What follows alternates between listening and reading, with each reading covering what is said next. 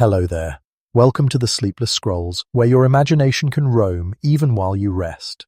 Where are you listening from tonight? What time glows faintly on your bedside clock? Is it nearly midnight or nearly dawn? Wherever you are, whether you're nestled into cotton sheets or curled quietly on a long flight, you're not alone. There's a whole world inside you, quietly alive beneath your skin. Tonight, we're going somewhere you've never truly seen, though you carry it everywhere. We're drifting into the skin, not just the surface you show the world, but the deeper biological poetry that makes it glow. Beauty, biology, evolution, and mystery, all stitched into that miraculous, fragile fabric stretched over your bones. Let's begin gently, with your reflection. You look into the mirror. Maybe you do it every morning without thinking, or maybe tonight it caught you off guard. A flicker of light on cheekbone, a shadow under the eye. Your skin meets the glass before you do. It's the first thing the world notices, the last thing time touches. Sometimes it glows, sometimes it doesn't. But what is that glow? Where does it come from? And where does it go?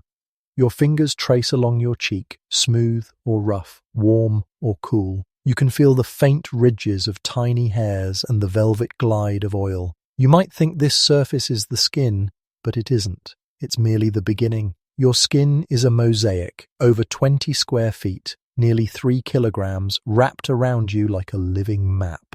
It stretches and flexes, reshapes itself, self-repairs, and even speaks, not in words, but in shivers, blushes, breakouts, and radiance. You probably won't survive forever, but your skin is doing everything it can to keep you here a little longer. It holds your fluids in, your invaders out, and your story together. As you drift now, feel yourself slipping softly into this map. Going under the surface. Not harshly, no scalpels, no sterility, just curiosity, like sunlight filtering through water. You're floating downward, past your reflection, and through your very skin. Can you feel the layers shift? There, just below the surface, lies the epidermis. It's wafer thin, thinner than paper on most parts of the body, though on your palms and soles it thickens like calloused parchment. It's mostly made of keratinocytes, skin cells born deep within the basal layer and slowly marching upward, dying quietly on their way to becoming a tough, flat shield. These cells slough off constantly, tens of thousands per minute. In fact, most of the dust in your room is you. Tiny flakes of former self drifting lazily in the air. That soft shimmer on your bookshelf, echoes of who you were last week. But that outermost layer, the stratum corneum, is more than debris. It's a barrier, a seal, a memory. It holds moisture in and keeps irritants out. And when it's disrupted, say by wind, soap, or stress, your skin protests. It cracks, flushes, or rebels with inflammation. Beneath the epidermis, the dermis breathes. It's tougher, thicker, more alive. Here, blood vessels wind like red vines, feeding cells with oxygen and whisking away waste. Collagen fibers stretch in taut, flexible weaves. Imagine a trampoline net made of protein. Elastin coils beside them, allowing your skin to spring back after a pinch, a smile, or time spent frowning. This is where your nerves end, right in the dermis. That soft brush on your arm, that sting of a mosquito bite, the whisper of cool wind, that's your dermis, alert and electric, keeping tabs on the world around you. And lower still, beneath the dermis, lies the hypodermis, a cushion of fat and connective tissue. It's pale gold and warm, a quiet reservoir of energy and insulation. In winter, it keeps you warm. In famine, ice. It keeps you alive. Evolution shaped this whole layered structure with care. Did you know that humans evolved more sweat glands than almost any other mammal? While cheetahs pant, we perspire. And that helped early humans survive long hunts under hot African suns. That sweat shimmer on your brow, it's an evolutionary trophy. And yet, even now, scientists still debate whether the skin evolved primarily for protection, thermoregulation, or communication. Some suggest it's not one function, but all. A multitasking marvel sculpted by need and nuance. Your skin can heal, break it, and cells rush to knit the wound. Burn it, and stem cells in the hair follicles stir to replenish what's lost. It remembers injuries with tiny immune whispers, a biological echo called trained immunity. Sometimes that memory backfires, triggering autoimmune storms like eczema or psoriasis. Even the direction of your hair growth follows invisible lines, Langer's lines, traced centuries ago by a surgeon noticing how wounds healed more cleanly when aligned with these patterns. And then there's the weird stuff. Have you heard of dermographism? It's a rare condition where skin becomes so reactive that you can draw on it with a fingernail, and the lines rise like red ink within seconds. A biological etch. A sketch. Strange. Harmless. Beautiful. You lie still now, suspended in this biological bath of cells and layers. The skin isn't flat, it's hills and valleys, glands and grooves. It's not dead, but endlessly renewing, every inch replacing itself about once a month. You're wearing a cloak that remakes itself, silently, constantly, even as you sleep. And tonight we'll keep floating deeper. You drift downward still, the mirror fading behind you like mist.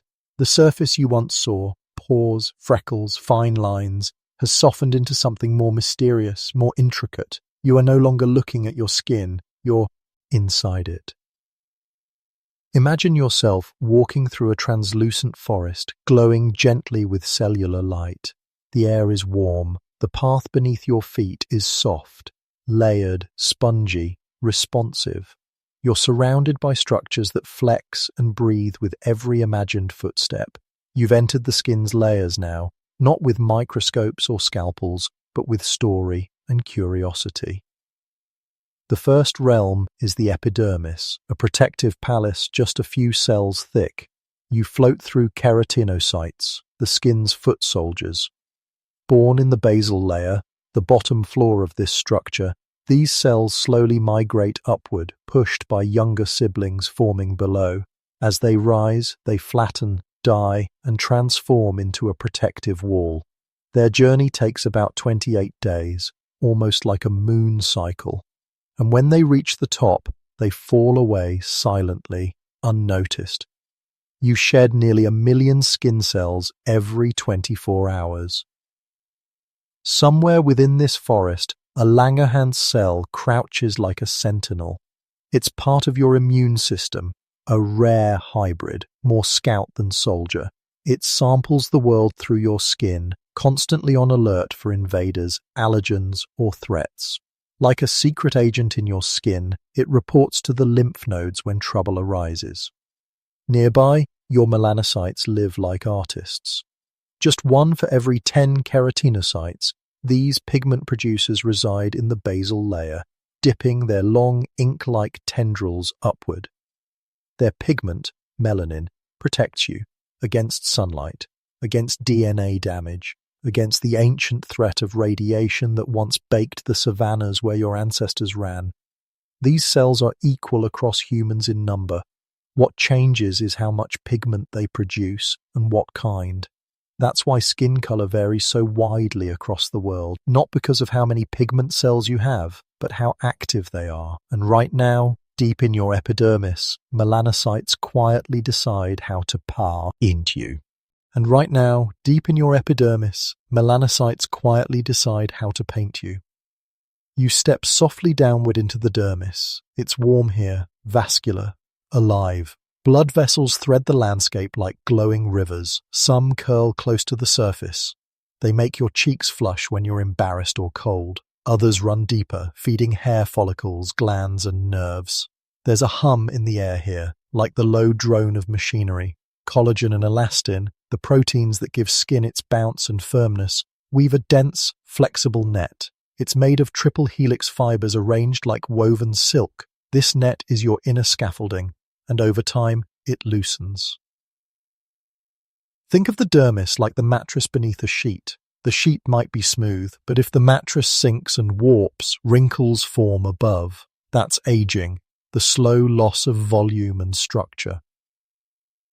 Collagen production peaks in your 20s and slows with each passing year, but it doesn't vanish. Sunlight, smoking, stress, these accelerate its breakdown, and so dermatology became $1 billion hunt for collagen, creams, lasers, injections, humans chasing their scaffolding thread by thread. But not everything is fading.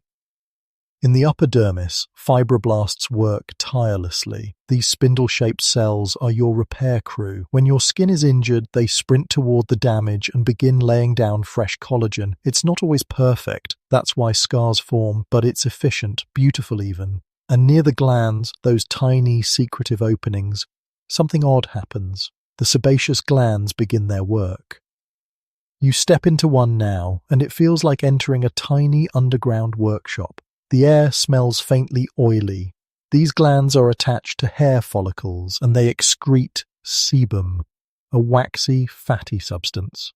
Sebum is strange. Too much of it, and you risk clogged pores and acne. Too little, and your skin dries and Yes, but just the right amount. It keeps the skin supple, protected, and faintly glowing. This oil is part of your acid mantle, a fragile, invisible film on the skin's surface. It's slightly acidic, which helps repel bacteria and retain moisture. Disrupt it and the skin gets angry, red, itchy, reactive. That's why harsh soaps and scrubbing can backfire. Your skin isn't dirty, it's delicate. Now, here's something curious. In medieval Europe, women would press velvet to their faces to absorb excess oil, a primitive form of blotting paper. But in ancient Japan, actors in kabuki theater used abura torigami, gold leaf paper, to remove shine without disturbing makeup. The tradition lives on in modern skincare aisles. And yet scientists still argue whether our sebaceous glands evolved primarily for waterproofing, antimicrobial defense, or pheromonal signaling. Some think sebum carries subtle scents, invisible language between humans, especially during puberty when oil production spikes. You float now into the hypodermis. It feels warmer here, almost cozy. This fatty layer is less uniform. In some areas it's thick, like the buttocks or thighs, and in others nearly gone. It acts as shock absorber, insulator, and energy reserve. Inside this layer, blood vessels grow larger. Nerves thread through with less complexity. It's quieter here, more like a basement archive. The cells here are adipocytes, fat cells, and they're surprisingly active. Not just lazy reservoirs, but hormone-secreting players in metabolism and immunity.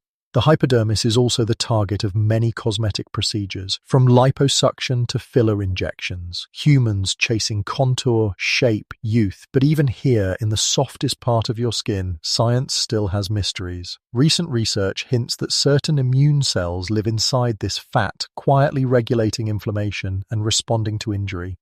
And here's something stranger still. In rare cases, people can grow hair, teeth, and even bone inside their skin. In cysts known as teratomas. A biological fluke, yes, but also a reminder your skin isn't just protection, it's a frontier capable of growing, remembering, misfiring, and astonishing. You've now wandered through all three main layers of the skin, epidermis, dermis, and hypodermis. But the journey is far from over. Every layer speaks to every other. Sebum from the glands rises to the epidermis. Nerves from the dermis sense stimuli on the surface. Blood from the hypodermis rushes upward to nourish the living layers. Your skin is a vertical symphony, a wetland ecosystem, a barrier and a bridge. And now that you've moved through it, slow and dreaming, you begin to notice the glow again. Not light exactly. Something softer, radiance without source. Bioluminescence of the self, the kind of glow that isn't always visible but is always there when your skin is balanced, hydrated, touched by sleep, fed by calm. That's where we're headed next. You walk onward, deeper now, the echo of your own breath barely audible beneath the surface. Here, within this living labyrinth, you begin to recognize patterns, repeating shapes, subtle pulses, the slow and silent choreography of skin cells at work. The walls around you are shifting gently, as if breathing. You pass through the last strands of the hypodermis and re-emerge at the upper edge of the dermis. It's quieter than before, but not still. Now you are in a place of purpose, where cells act with patience, protection, and perfect timing. Here, nestled in the lower epidermis, keratinocytes dominate. They're not glamorous, they don't shimmer like pigment cells or stir curiosity like nerves. But they are essential, builders of barriers, the ones who form the frontline shield you wear every day. Keratinocytes arise from the basal layer where mitosis gives birth to new skin, Each division pushes the older cells upward, like tiny elevators slowly climbing to their fate. These cells change as they rise. They flatten, toughen, die, and yet even in death they remain loyal, forming the waterproof, resilient outer coat of your body. It's a sacrifice made over and over again, and you, the dreamer, benefit from it every second you exist. But keratinocytes don't live alone. In their midst are other residents, each with their own peculiar roles. You pause beside a melanocyte, and it pulses like a jellyfish in soft focus. This cell is an artist, and its palette is ancient. Melanocytes create melanin, the pigment responsible for your skin color, freckles, moles, and tanning response. There are two main types of melanin: eumelanin, which appears brown or black, and pheomelanin, which leans red or yellow. Most people have both, just in different ratios. Those with more eumelanin have darker, more UV-resistant skin. Those with more pheomelanin tend to burn easily and are more prone to UV-induced damage.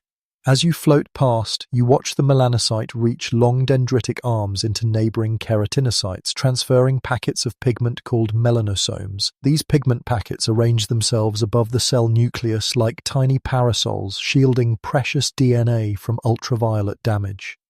It's delicate, it's beautiful, and it's critical. Melanin doesn't just add color, it defends quietly and invisibly every moment you walk in sunlight. You drift forward now and pass a Merkel cell, perched like a shy sentinel near a nerve ending. These cells, discovered only recently, help you sense fine touch, like the tickle of a feather or the slow brushing of silk across your forearm. Scientists still debate their full function. Some suggest they also play a role in pain perception. Others believe they help regulate hair growth. And then, between the ranks of keratinocytes, you find a stranger still, a Langerhans cell. It doesn't look like the others. Its arms are longer, more spider-like, always reaching. This cell is part of your immune system, but it doesn't attack. It listens, learns, samples. When it senses something wrong, say a bacterium slipping through a cut, it sends messages to deeper immune cells. Like a sentry reporting to the generals, the Langerhans cell helps your body prepare for war before you even feel a sting. Curiously, Langerhans cells were named not for their function, but for their discoverer, Paul Langerhans, a German physician who found them in 1868, long before scientists understood what they did. Even now, their behavior isn't fully understood. Some researchers argue they're more diplomats than warriors, calming allergic responses and preventing autoimmune attacks. Others suggest they can turn hostile under certain conditions, contributing to chronic inflammation. This duality, the protector and the saboteur, echoes throughout your skin's biology. You pass through these cells like a breeze through grass, and soon you arrive at an intersection where biology meets identity. It's the stratum basale, the deepest part of the epidermis. Here, cells are born, but they are also defined. This is where your fingerprints begin to form, in tiny dermal ridges shaped by genetics and uterine environment. No two humans share the same pattern. Even identical twins develop unique loops and whorls. And just beneath the fingerprints, nerve endings unfurl like tendrils from unseen trees. They don't reach the surface, not quite, but they come close enough to sense warmth, texture, vibration. It's why you can feel the softness of satin, the grit of sand, the press of another's touch, without ever having to see it. One fringe detail lingers here like perfume. In ancient Greece, physicians believed that beauty was linked to symmetry and proportion, but in India, Ayurvedic texts from over 2,000 years ago described beauty as ojas, the inner radiance of health and spirit. Even teas. Skin wasn't just surface. It was story, and story is what your skin tells best. A scar on your elbow from falling off a bike, stretch marks from growth or change, the quiet sunspots from too many summers. Each mark is a memory, a reminder. Skin does not forget, even when you do. You notice now the epidermal turnover clock, the speed at which your skin replaces itself. In youth, it may take 21 days. As you age, this extends to 30, 40, even 60 days. A slower turnover means duller skin, less radiance, more build-up. It's why exfoliation became a ritual in so many cultures, from Japanese rice scrubs to Egyptian salt baths to modern chemical peels. Still, scientists disagree over how best to support this cycle. Some say gentle acids, others recommend peptides, retinoids, or simply sleep. There is no single answer, only rhythms. You've now walked through a living city of cells, each different, each essential. They don't speak in words, but they communicate constantly, with hormones, with enzymes, with electric impulses. And you, the listener, the sleeper, the dreamer, you are the container for it all. Above, your surface is still calm. Below, activity never ceases. Even now, in the quiet dark of your room, skin cells are dividing. Melanin is adjusting to last week's sun. Sebum is being secreted. Dead cells are flaking away in silence. Your skin is doing more work in rest than you ever imagined. And like all systems, it carries its mysteries. Why do some people blush more than others? Why do we itch? Why do wounds heal faster on the face than on the legs?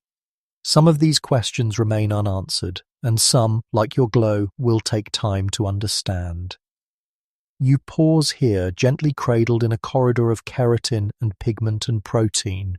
Around you, millions of cells are at work, and yet it is so quiet, as if the skin were humming a lullaby just beneath the range of hearing. Sleep. P, it seems, is not the absence of function, but its most elegant form, and tomorrow your skin will shine for it.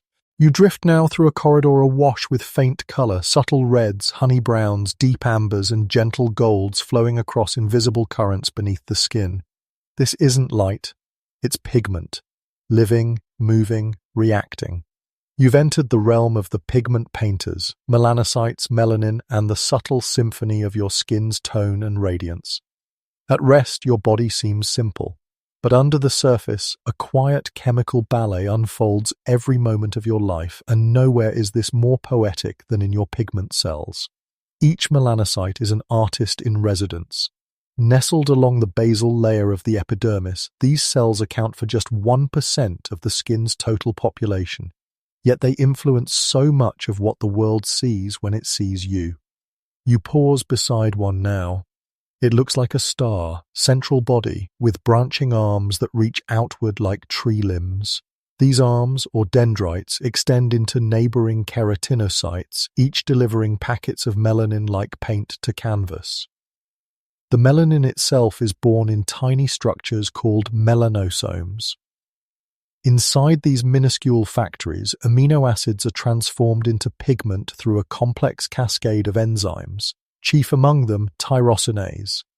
In the presence of this enzyme and the right amount of UV radiation, melanin synthesis speeds up. It's your body's natural sunblock. You don't tan because your skin is simply darkening. You tan because your melanocytes are shielding your cells from harm, like soldiers scrambling shields into place after the first arrows have already fallen.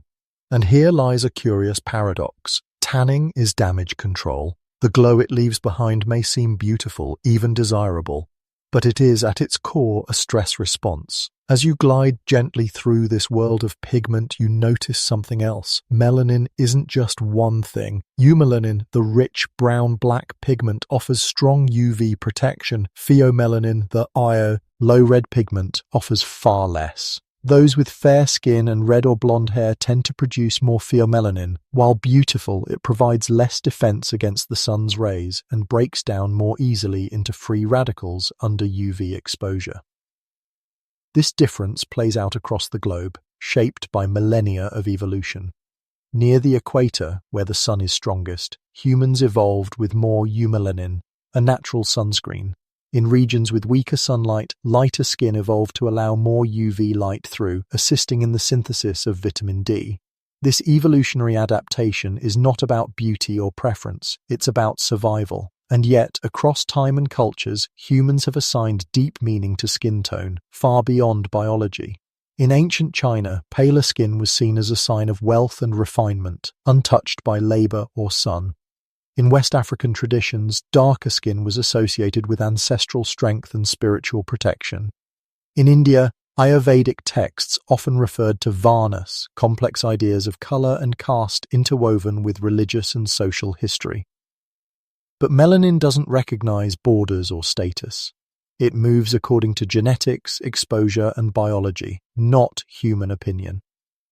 You drift alongside a line of melanocytes now working overtime. The skin here has been sunburned. There's inflammation, redness in the dermis below, tiny immune cells rushing to assess damage, and the melanocytes respond by producing more pigment. Over time, this results in hyperpigmentation, small dark spots that linger long after the burn fades. Freckles too emerge from this system, not all skin freckles. Those who do tend to have a specific MC1R gene variant, a genetic quirk that increases pheomelanin and causes pigment to cluster in tiny bursts rather than spreading evenly. And then, of course, there are birthmarks, cafe au lait spots, Mongolian blue patches, port wine stains. Some appear at birth, others surface later. Their causes vary, some vascular, others melanocytic. Scientists still debate whether certain birthmarks arise from embryonic pigment cell migration errors or deeper neurocrystopathies, conditions involving the neural crest cells from which melanocytes originate. You pass over one now, a port wine stain.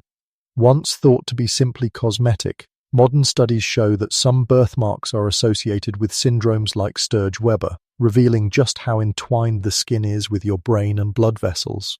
But it isn't all pathology. Sometimes pigment behaves in stunning, artistic ways. In vitiligo, the immune system targets and destroys melanocytes, leaving patches of depigmented skin. It's not painful, but for many, it's emotionally complex. In recent years, models and public figures with vitiligo have helped reshape its narrative, from shame to strength, from disorder to beauty. And beauty, as ever, remains elusive. One of the oldest surviving skincare texts, Papyrus Ebers from ancient Egypt, describes concoctions made from ostrich eggs, incense, and bull bile to treat uneven pigmentation. The Egyptians used ochre and lead-based cosmetics to darken the skin or even outtone. In Rome, noble women used powdered chalk or vinegar-soaked bread masks to lighten their faces. Some formulas worked, many were dangerous. Lead poisoning, mercury damage, skin thinning, all in the name of glow. And yet, even today, the search continues. Serums, acids, light treatments, all promising an even tone, a youthful luminosity, a radiant finish. But science reminds us that true pigment balance comes not from erasing melanin, but from protecting and nourishing it. Still, not all questions are answered. Why do some people develop melasma, those shadowy patches of pigmentation, during pregnancy or hormone therapy, while others never do? Why do some scars heal darker while others fade completely? Why do pigment cells cluster in patterns on some bodies, but not others? Researchers continue to debate whether skin tone irregularities are solely hormonal, inflammatory, or genetic in origin. The interplay is likely all three, plus factors we've yet to name.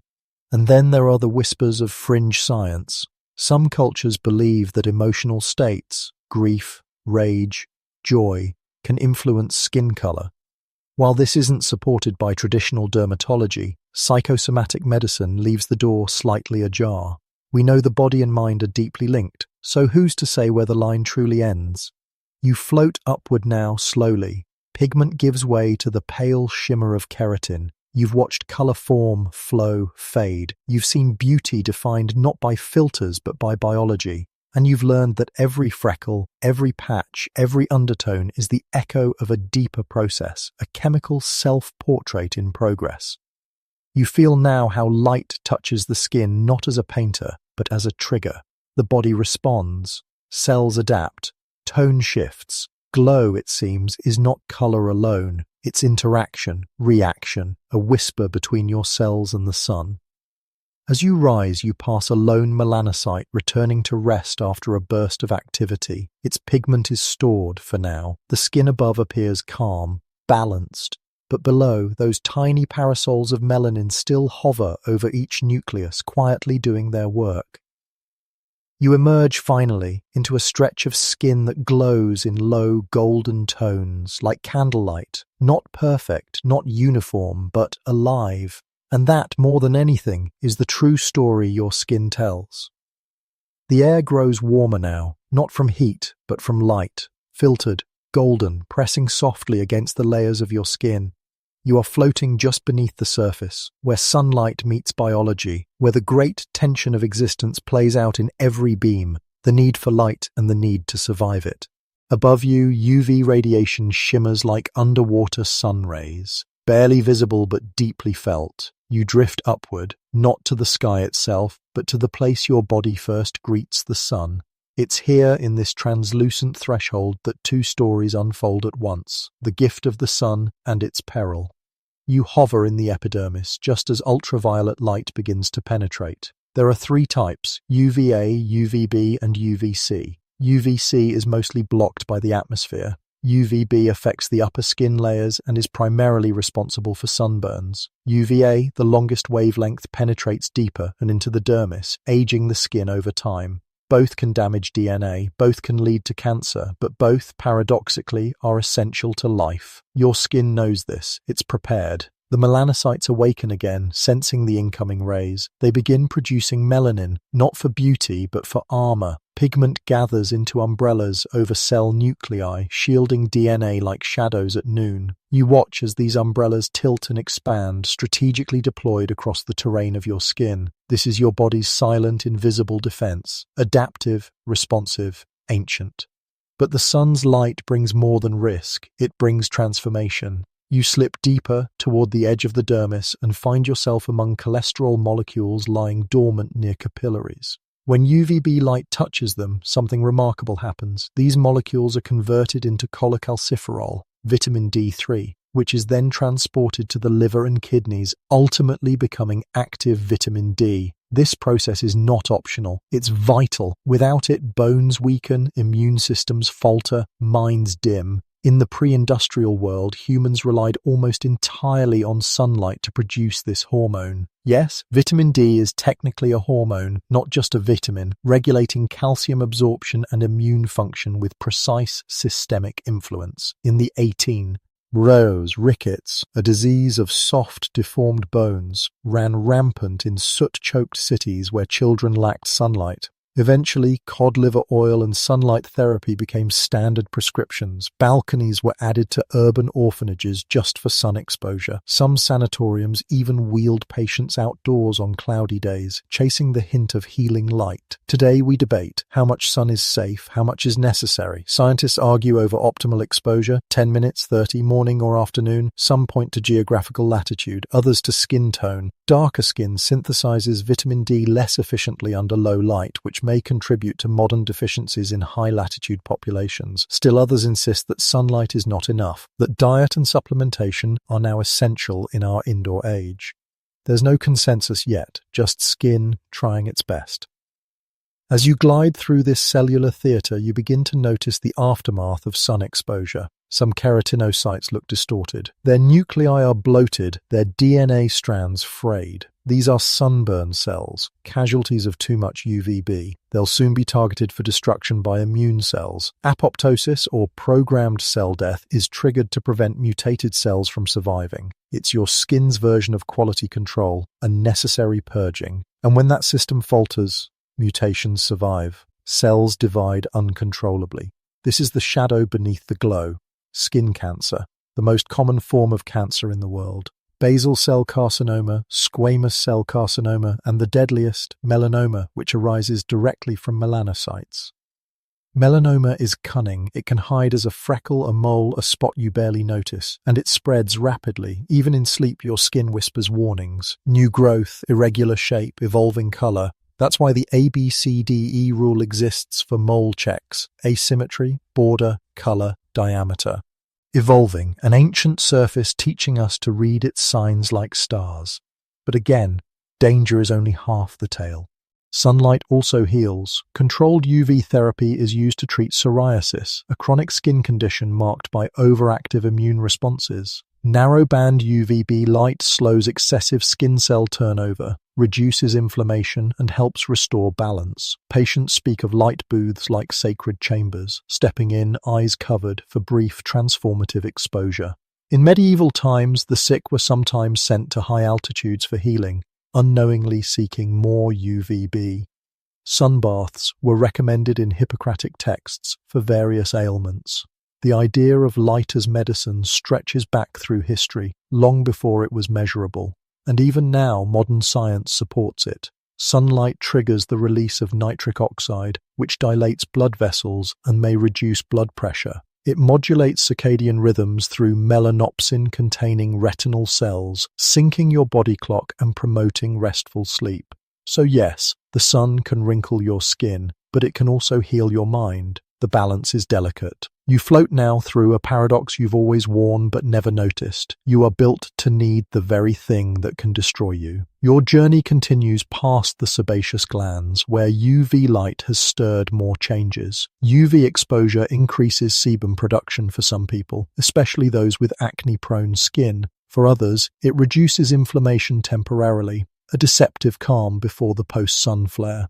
There's even a name for it, acne solaris, the short-lived improvement in breakouts followed by a sudden rebound. Some say it's due to thickening of the stratum corneum under UV exposure, trapping sebum and bacteria until the skin eventually retaliates. Again, scientists disagree. Is sunlight helpful or harmful for acne? Some dermatologists suggest moderate exposure, others warn against it entirely. Like so much in skin biology, the answer seems to be, it depends. You turn now, rising slowly through the dermis, watching the capillaries flush near the surface. When you blush from embarrassment or sun, it's these vessels that react first. They dilate, fill, and warm the skin. In moderate sunlight, this vascular dance creates the appearance of a healthy glow. But it's not just cosmetic. That glow signals increased blood flow, delivering oxygen, nutrients, and immune cells to the epidermis. A temporary renaissance in your outermost layer. Even the lymphatic vessels nearby stir, gently draining excess fluid and waste. You pass one now, a vessel pulsing rhythmically, and feel the quiet power it carries. These vessels help reduce swelling, clear damaged cells, and prevent inflammation from becoming permanent. It's all a system, all interconnected. Above you, the skin has now tanned. Below, it has changed. Light has touched every layer, epidermis, dermis, and even the hypodermis. The architecture remains intact, but the details have shifted. Slight thickening of the skin, minor DNA repair underway, more pigment, more memory. Yes, skin remembers. Every burn, every hour outdoors, every unfiltered day. The damage accumulates silently, like a logbook you never meant to keep. And yet that same memory gives rise to resilience, calluses, tougher barriers, adaptive pigments. In 2021, a fringe study explored whether skin exposed to certain light frequencies could store photons temporarily, re-emitting them in low light. The theory was unproven and remains controversial, but the idea was poetic, that we may carry light even after we've stepped away from it.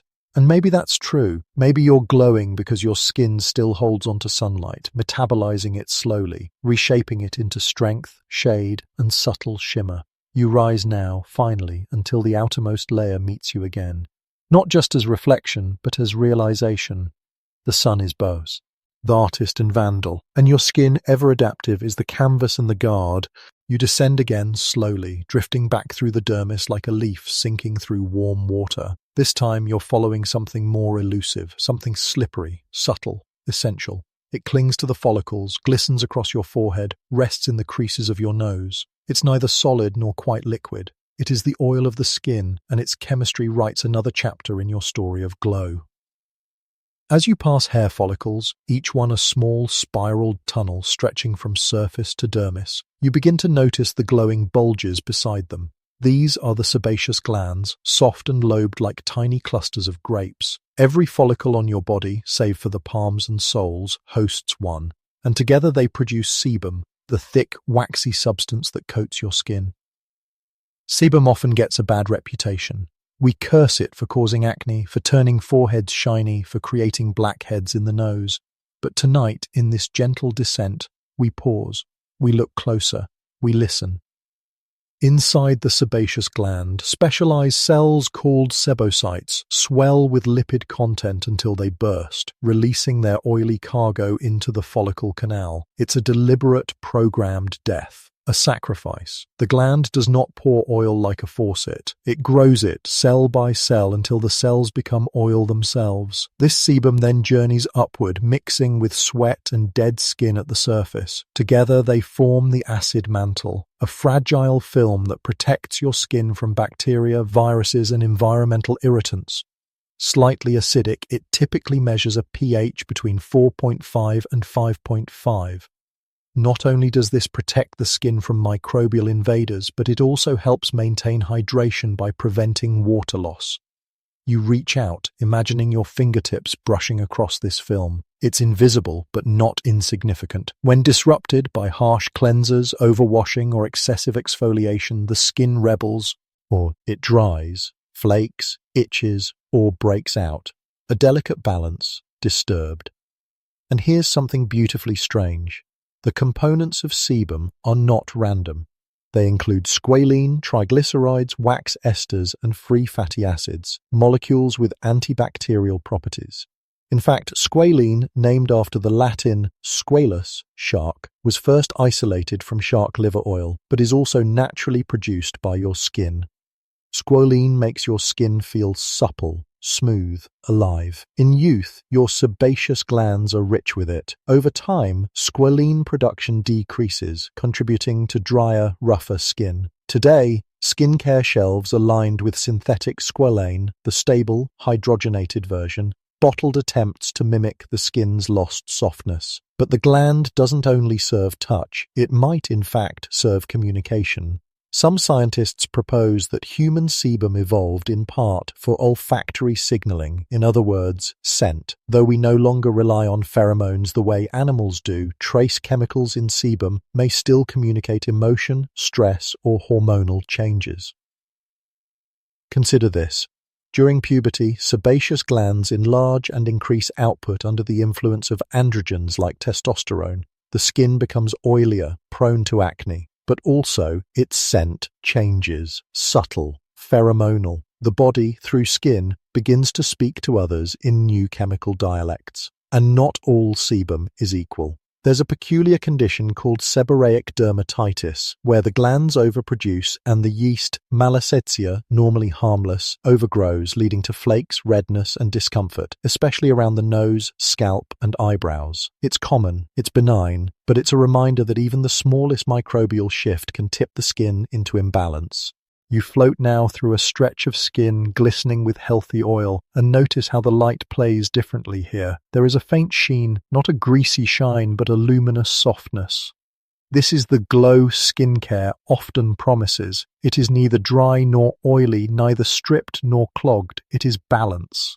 A word that comes up often in dermatology, and even more in ancient wellness systems.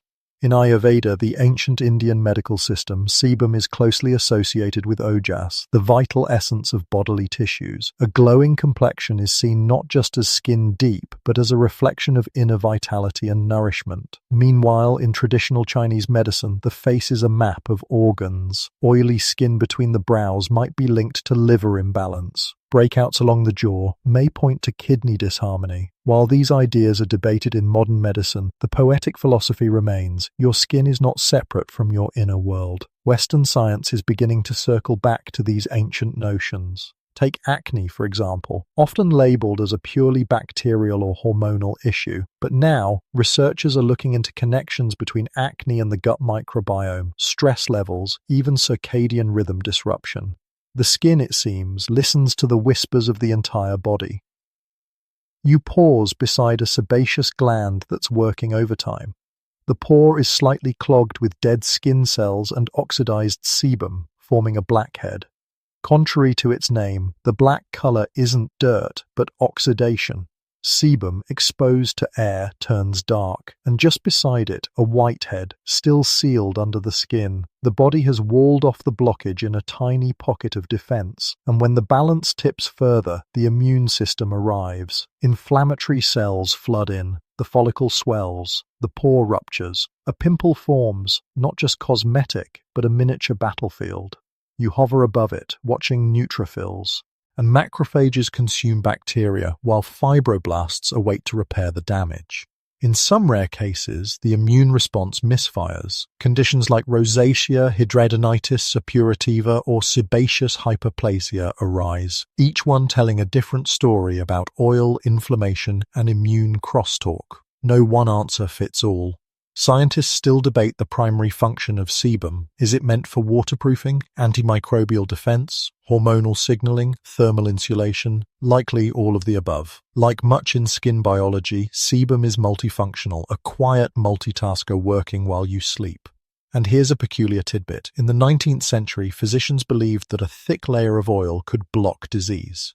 During certain plagues, workers who handled oil or grease were thought to be protected. Some even applied lard or suet to the skin before visiting the sick. While the method was ineffective against viruses, it did reveal a centuries-old belief: skin oil is armor.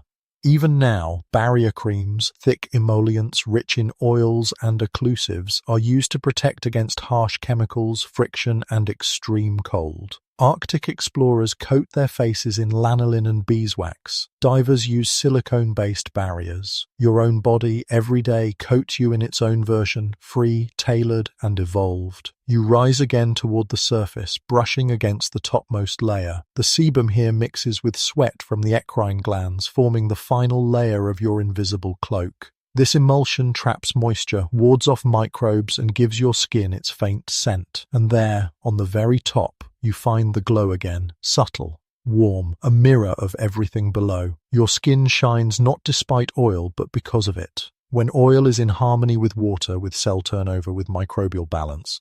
You've just traveled through one of the most misunderstood realms of the body, a place of sacrifice, synthesis, and silent strength. And now, as you lie still and breathe, your own sebaceous glands continue their quiet labor, preparing tomorrow's glow, drop by drop. You move now into the rhythm beneath the surface, the flow, the beat, the quiet pulse that connects skin to life itself. The landscape changes subtly, growing more vascular, more electric. Blood vessels thread through like rivers under glass. Nerve endings ripple like seaweed in gentle current. You've entered the inner circuitry, where sensation, circulation, and connection animate the skin into something more than mere protection. This is where your skin feels. You glide along a capillary loop, delicate and curved, rising from the dermis into the papillae, just beneath the epidermis. Blood hums through in crimson pulses, bringing oxygen, nutrients, and warmth to the cells above. Without these tiny vessels, your skin would fade to ash in both function and color, lifeless, pale, inert. These rivers bring not just life, but temperature. Have you ever noticed how your skin flushes in heat or blanches in cold? That's your vascular response at work. The vessels dilate to release heat, constrict to retain it. That pink glow in your cheeks on a chilly morning, it's blood returning after a protective retreat. The cooling blush of your skin after a hot bath. Blood racing upward to vent the excess. And in moments of deep fear or embarrassment, your blood doesn't just move, it reveals you. In ancient Greece, doctors believed the skin was the outer expression of the soul, with flushing and blanching seen as signals of truth or guilt. Even now, lie detectors partially rely on subtle changes in skin temperature and sweat. You are always telling stories, even when silent. You follow a deeper vessel now, toward the height. Epidermis, where larger arteries and veins dwell. These carry nutrients for healing, for collagen synthesis, for rebuilding after sunburn or injury. The skin is not just passive fabric. It is metabolically active, sometimes even more so than muscle. And here's the irony. Most of your vitamin C, that famous glow-inducing antioxidant, gets used not by your immune system, but by your skin, to help fibroblasts produce collagen. Your glow is a competition between internal needs and surface demands. You eat an orange, and your skin makes scaffolding. But sensation is more than blood. You drift upward again and find yourself in a luminous thicket of nerve endings, finer than hair, more numerous than stars. Here, nestled just below the epidermis, are the structures that allow your skin to speak the language of the world: pressure, pain, tickle, temperature, texture. You don't just wear your environment, you understand it. You pass a Meissner's corpuscle, coiled like a sea creature. This structure, found in the fingertips, lips, and other sensitive areas, detects light touch and vibration. Run your hand across velvet, and these cells light up like lanterns. Press deeper, and Merkel cells whisper to your brain about shape and edge. Slide past a Pacinian corpuscle now, large and onion-like, found deeper in the dermis. It detects firm pressure and high-frequency vibration, the reason you can feel your phone buzzing in your pocket or sense the bass in a concert floor through your feet. Every movement, every texture, every shift in the wind, your skin is reading it, translating it into electrical signals that race to the brain. And the skin doesn't wait to be asked, it responds instantly. In a fraction of a second, a pinprick triggers withdrawal, a breeze raises goosebumps, a gentle caress releases oxytocin, the bonding hormone. This isn't just protection, this is connection. In fact, the skin is your first form of emotional communication. Long before words, infants learn safety and love through touch. Skin-to-skin contact regulates heartbeat, temperature, even cortisol levels in newborns. In adults, the touch of a loved one can lower blood pressure, ease pain, and trigger the brain's reward centers. It's no wonder, then, that emotional states often surface through skin. Anxiety can cause hives. Shame turns cheeks red. Chronic stress can flare eczema, psoriasis, and acne. Dermatology now embraces a field called psychodermatology, which studies the skin-mind connection. The brain and skin share an embryonic origin, both forming from the ectoderm. They remain lifelong pen pals, whispering in a language most never hear. Scientists still debate just how far this connection reaches. Can suppressed emotion worsen inflammatory skin conditions? Does trauma echo through the dermis? Some researchers say yes, others call for more evidence. But patients across centuries and cultures have always known, when the mind aches, the skin often follows. You float toward the hair follicles now, and here too, nerves gather. Each follicle is wrapped in a network of mechanoreceptors that detect even the slightest movement. Like a mosquito landing, your skin can sense touch that doesn't even compress it. Near the base of these follicles lie erector pili muscles, tiny, involuntary muscles that contract when you're cold or afraid. They pull the follicles upright, creating the familiar bumps on your skin's surface. Goosebumps, they're called. Remnants of a time when humans had thicker body hair. Piloerection once served to trap heat or make us look larger to threats. Now it's mostly emotional. Fear, awe, nostalgia. Goosebumps have become poetry.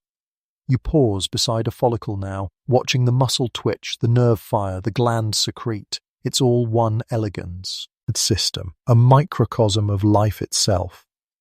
And here's a fringe idea to carry with you. Some cultures believe energy flows through the skin, that the body's outer surface holds points of power, sensitivity, healing. In traditional Chinese medicine, meridians carry qi, or life force, connecting organs through invisible channels. Acupuncture, pressure points, even reflexology, all rooted in the idea that the skin is more than barrier, it is gateway. While Western science doesn't fully embrace this map, it has begun to explore the electrical fields of skin. The body does, after all, emit measurable electrical currents. Wounds generate a negative charge. Healing tissues respond to voltage, skin batteries they call them. And scientists still ask, can these charges be enhanced, manipulated? Could future therapies involve electrical skin modulation? Experiments are underway. In labs across the world, researchers test electrodes, patches, and biocompatible circuits, the new frontier of skin science. But tonight, you simply listen. You feel the low thrum of blood, the sparks of nerves, the whisper of wind across imagined skin. You are wrapped in sensation, warmed by circulation, and connected by a million threads of touch and pulse. This is the glow you can't bottle, the flush of life itself. A kind of radiance that begins in blood, travels through nerves, and arrives at the skin like music through a wall, faint but unmistakable. As you drift upward again, you become aware of your own breath. The skin across your chest rises and falls. The warmth of your hands lingers where you've touched your face. You are present now, not just within your skin, but within yourself. For all its complexity, the skin always returns to one truth. You are here, alive, feeling, changing, glowing. You float now through silence, not the kind that's empty, but the kind that holds something sacred, something unseen, yet felt. Around you, the architecture of skin shifts again. The fibers are different here, tensile, coiled, rippling gently as you pass. These are the foundations of strength and elasticity. You have arrived at the connective tissue cathedral, where collagen, elastin, and structural proteins define the shape and resilience of your skin. The dermis, that thick, cushiony middle layer of skin, is where this architecture lives. And at its core is collagen, a word often whispered in skincare circles, glamorized in creams and supplements. But here, you see it for what it truly is, not a miracle, but a framework. Collagen is the scaffold of your skin, a protein rope twisted and aligned into intricate patterns that hold cells in place and keep the surface smooth, plump, and youthful. You move alongside one of these strands now. It glows faintly, a silvery helix, triple-stranded, dense, unbroken. In youth, these strands are straight and tight like harp strings tuned to perfection. With time, the strings loosen, the harmony shifts, but for now they remain in quiet suspension, pulling your skin gently inward from beneath, resisting gravity's soft tug. Around them, like dancers in orbit, flow fibers of elastin. Where collagen holds firm, elastin yields. It allows your skin to stretch and recoil, to smile and smooth, to frown and forget. You pull your cheek. It returns. You raise your eyebrows. They lower again. Elastin makes expression possible without permanent change, or at least that's the hope, until time leaves its mark. You pass cells now known as fibroblasts, the tireless architects of the dermis. They build collagen and elastin. They remodel after injury. They respond to signals from hormones, immune cells, and even stress. Fibroblasts are not static. They are shapeshifters, adapting to need, location, and age. In youth, they're prolific. After a cut or sunburn, fibroblasts rush in, laying down new scaffolding. But as years pass, they grow sluggish. Some fall dormant, others senesce, aging without dying, lingering in tissue, releasing inflammatory signals known as the senescence-associated secretory phenotype, or SASP. Scientists now believe these cells play a major role in skin aging, making the tissue less efficient at healing, more prone to wrinkling, and subtly inflamed even without visible irritation.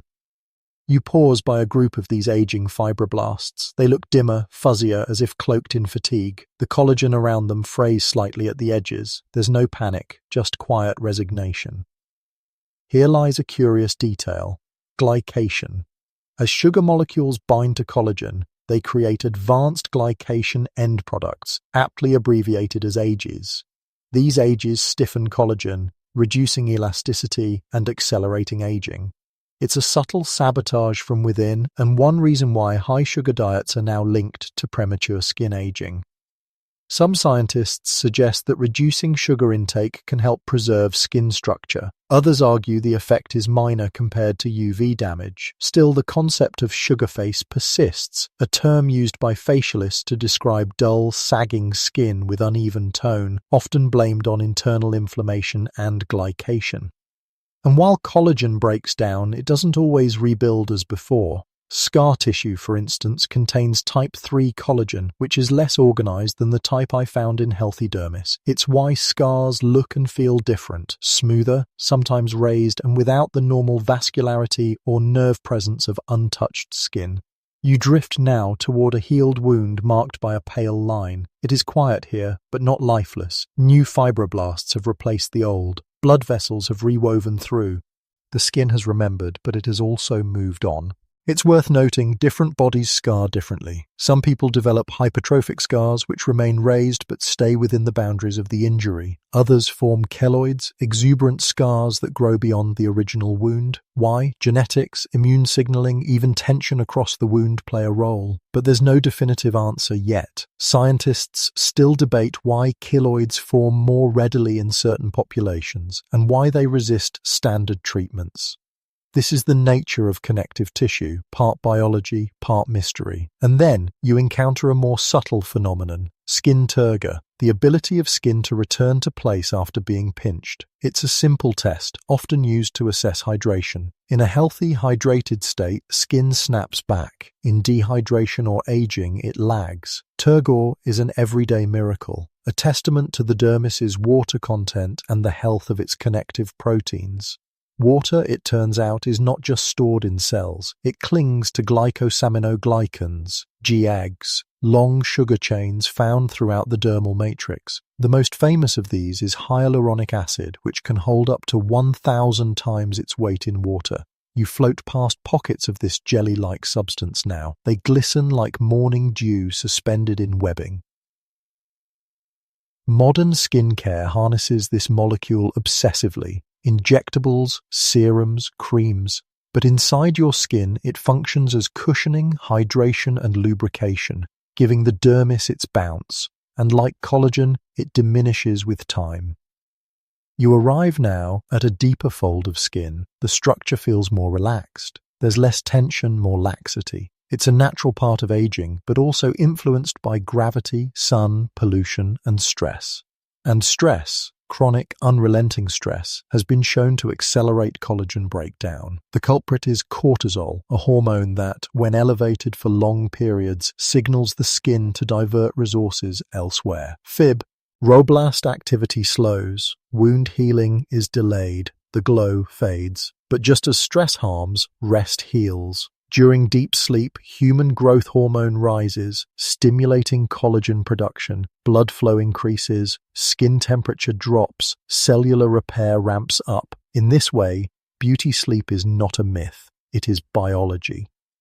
And you, drifting here beneath your own skin, are a participant in this healing cycle. Every night, in rest, fibroblasts work. Collagen is replenished, elastin restored, water redistributed, the scaffolding repaired, stitch by invisible stitch. There's a whisper of history here too. In ancient Japan, noble women avoided excessive sun and wore silk masks at night, believing that uninterrupted facial rest preserved beauty. In Renaissance Europe, sleeping with slices of raw meat or veils soaked in milk was believed to restore youth. Strange, yes, but each culture knew what science would later confirm, that the skin renews in the dark.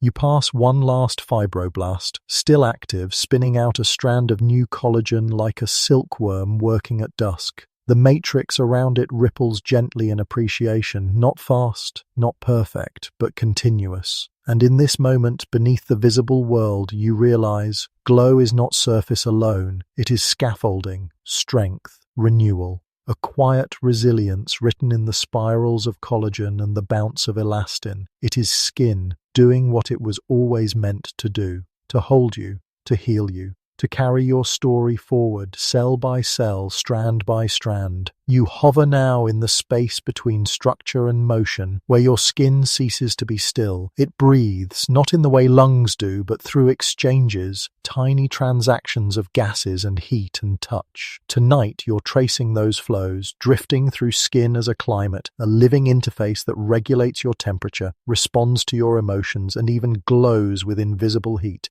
The first thing you notice is the warmth. Not hot, not harsh, but steady, pulsing, woven into every cell. This is thermoregulation, one of your skin's most elegant tasks. Without it, your core body temperature would fluctuate wildly. You would shiver through sunlight and overheat at the faintest effort. But your skin holds the line, moderating, adjusting, whispering warmth when needed, and letting it go when it's too much. You move toward the surface and feel a gentle mist, evaporation, constant and silent. Even without sweat, your skin loses moisture all the time. This is transepidermal water loss, TWL, and it's normal, your body's way of exhaling through its pores. But when the barrier is damaged, TEWL increases. The skin becomes parched, brittle, irritated. Products labeled hydrating often work by sealing in this escaping vapor, not by adding water, but by preventing loss. But now the air grows heavier. You're approaching a moment of true sweating, that shimmering process known as perspiration. It begins invisibly, triggered by a shift in your core temperature. The signal is electrical, fast, precise. The eccrine sweat glands, some 3 million of them across your body, respond in unison, drawing fluid from your bloodstream, filtering it and secreting it through tiny coiled ducts. You follow one such duct now, winding like a tunnel through the dermis. At its end, a single droplet swells, then releases, clear, odorless, laced with sodium, potassium, urea, and water. Not waste, not weakness, but coolant, designed to regulate your inner fire. This process is ancient. Reptiles and birds do not sweat. Only a few mammals do, primates, horses, and humans most of all. It's part of why you can run long distances, why your ancestors hunted with persistence. Your ability to sweat gave you an evolutionary edge, endurance by evaporation. Still, there is more to sweat than cooling. You shift your gaze toward the apocrine glands found in the underarms, groin, and around the nipples. These are larger, deeper, and their secretions are richer in proteins and lipids. Apocrine sweat is odorless when released, but when broken down by bacteria on the skin's surface, it transforms. This is where body odor originates, not from the sweat itself, but from the microscopic feast that follows. And that odor? It carries signals. Though not fully understood, studies suggest apocrine sweat may transmit pheromonal information, stress, attraction, even compatibility. One study found that women preferred the scent of men whose immune systems were most different from their own, suggesting an unconscious mechanism for choosing genetically diverse mates. But scientists still argue whether human pheromones truly exist, or whether they are remnants from a more primal past. Some claim modern hygiene masks these signals entirely. Others believe our noses are still subtly tuned to them, whether we admit it or not. You follow a trail of apocrine secretions through a crowded zone of skin microbiota, billions of bacteria, fungi, and viruses living in symbiosis with your body. In your armpits, Corynebacterium dominates. On your forehead, Cutibacterium acnes thrives. Each part of your body has a different microbial fingerprint, shaped by moisture, oil, and pH. These microbes are not invaders, they're residents, allies. They help train your immune system, ward off pathogens, and even help process oils and sweat. When balanced, they protect. When disrupted by antibiotics, harsh cleansers, or chronic stress, they revolt. Conditions like eczema, acne, and seborrheic dermatitis are all linked to shifts in the microbiome. You pass a rare bacterium now, glowing faintly under your gaze. It's part of your skin's fingerprint, as unique as your face or your DNA. And just like fingerprints, a microbiome changes with age, environment, and even who you live with. Couples who cohabitate begin to share skin microbes. So do pets and their humans. Your skin is not a sealed envelope, it's a living, breathing ecosystem. There's a strange story from history here. In the early 1900s, doctors tried to sterilize newborns at birth, believing that any microbe was dangerous. Babies were bathed in antiseptics, and mothers were often discouraged from immediate contact. But infection rates rose. Eventually, medicine learned what midwives had always known. Skin-to-skin contact after birth was not only safe, it was essential. A newborn's first touch colonizes their skin with beneficial microbes, a silent inheritance. As you travel now to cooler regions, the back of the hand, the tops of the feet, you notice how blood flow retreats from the surface in these areas. When you're cold, vasoconstriction reduces heat loss by pulling blood inward. When you're hot, vasodilation brings it back. This dynamic shift can be mapped with infrared cameras which show glowing patterns across the body. Red, where blood flows freely, blue, where it pulls back. This is your thermal fingerprint, and it's just as unique as any other biometric. In some security systems, it's even used for identity verification. Your glow, quite literally, gives you away, and it changes with mood. Emotions like embarrassment, anger, or joy all cause skin temperature to rise. It's why love is often described as warm, anxiety as cold sweat. Your autonomic nervous system controls these shifts without your permission. You do not choose to flush, you do not decide to tremble. Your skin feels for you when language fails. In fact, some studies now suggest that emotional trauma, particularly chronic stress, can reshape your skin's nervous wiring. In conditions like allodynia, non-painful stimuli are perceived as painful. Even light touch can hurt. The skin becomes sensitized, a result of neuroinflammatory, ion, and altered nerve signaling. How deep does that sensitivity go? Can trauma leave marks the eye can't see? Some researchers believe that long-term stress may alter the expression of genes in skin cells, a phenomenon called epigenetics. The idea is this: while your DNA sequence doesn't change, the way your genes are turned on or off does. Environmental stresses, from UV exposure to psychological strain, can leave biochemical tags on your DNA, affecting how your skin functions, ages, and repairs itself. And here's the marvel: those changes can sometimes be reversed. With rest, with nutrition, with calm. Your skin is not just a mirror of your past, it is a canvas still being painted. You pass now beneath a patch of skin warming from sunlight. The blood has risen, the sweat glands are poised, the microbiome stirs, and a faint vapor of water begins to rise. All systems are whispering, dancing, responding. There's an old belief in folk medicine that your skin tells the truth before your mouth does. Perhaps that's not just poetic, perhaps your skin really is your first autobiography. Temperature, tension, tone, scent. The world may read you before you even speak. And what of the glow? That soft sheen people chase with creams and filters. Sometimes it's sebum, sometimes it's sweat, but often it's heat and light playing off healthy circulation, hydrated skin, and the perfect flicker of motion beneath stillness. You are glowing not because something was added to your skin, but because something within you is alive. You rise again toward the surface, through layers still radiant with warmth, still humming with movement. You emerge into the cool night air of imagination, carrying with you the quiet fire of skin that breathes, sweats, senses, and lives in motion. This is your personal weather system, the temperature of your story, the glow of your presence. Now, as you float just beneath the surface, the landscape softens. The skin is quieter here, less flushed, less vascular, but deeply active in another sense. You're entering a space where color is born, not painted but produced from within, like light from a firefly. This is the realm of melanin, the pigment that shades your skin, protects you from the sun, and connects you to the ancestry written in your cells.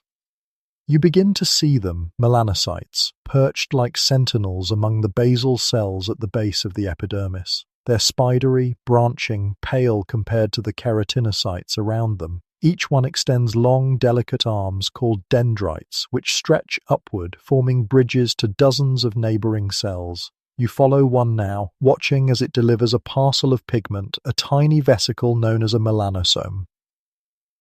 Inside each melanosome is melanin, a complex polymer made from the amino acid tyrosine. There are two main types, eumelanin, dark brown or black, and pheomelanin, reddish-yellow. The balance between them determines your skin's undertone. The amount of melanin you produce and how it's distributed shapes everything from freckles to deep bronze complexions.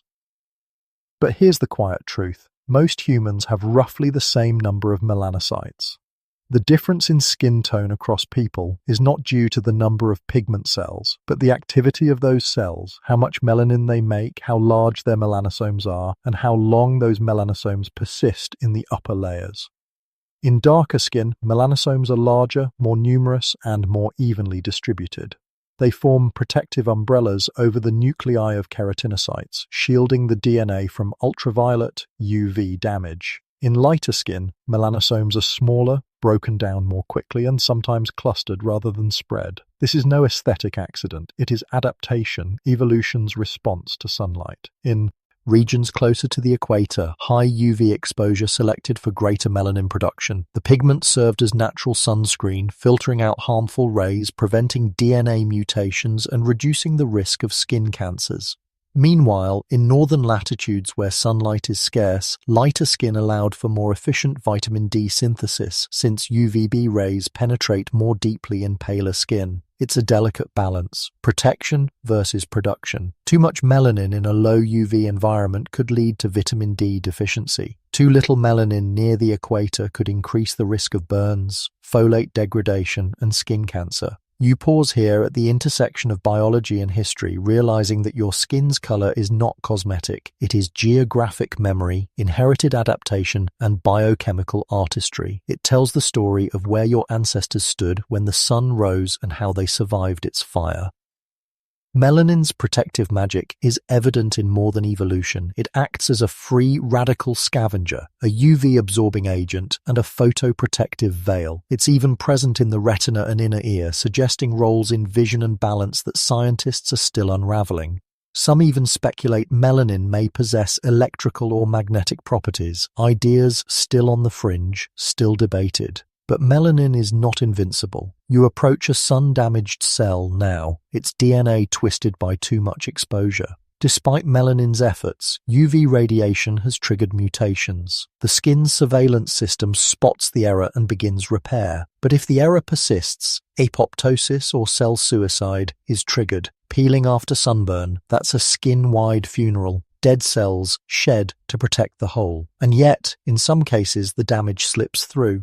Over years, repeated UV exposure can accumulate enough mutations to form skin cancers, basal cell carcinoma, squamous cell carcinoma, and the most dangerous melanoma. These arise from melanocytes gone rogue. Fast, aggressive, and deeply rooted melanomas are rare but deadly, and often linked to intermittent, intense sun exposure like childhood sunburns.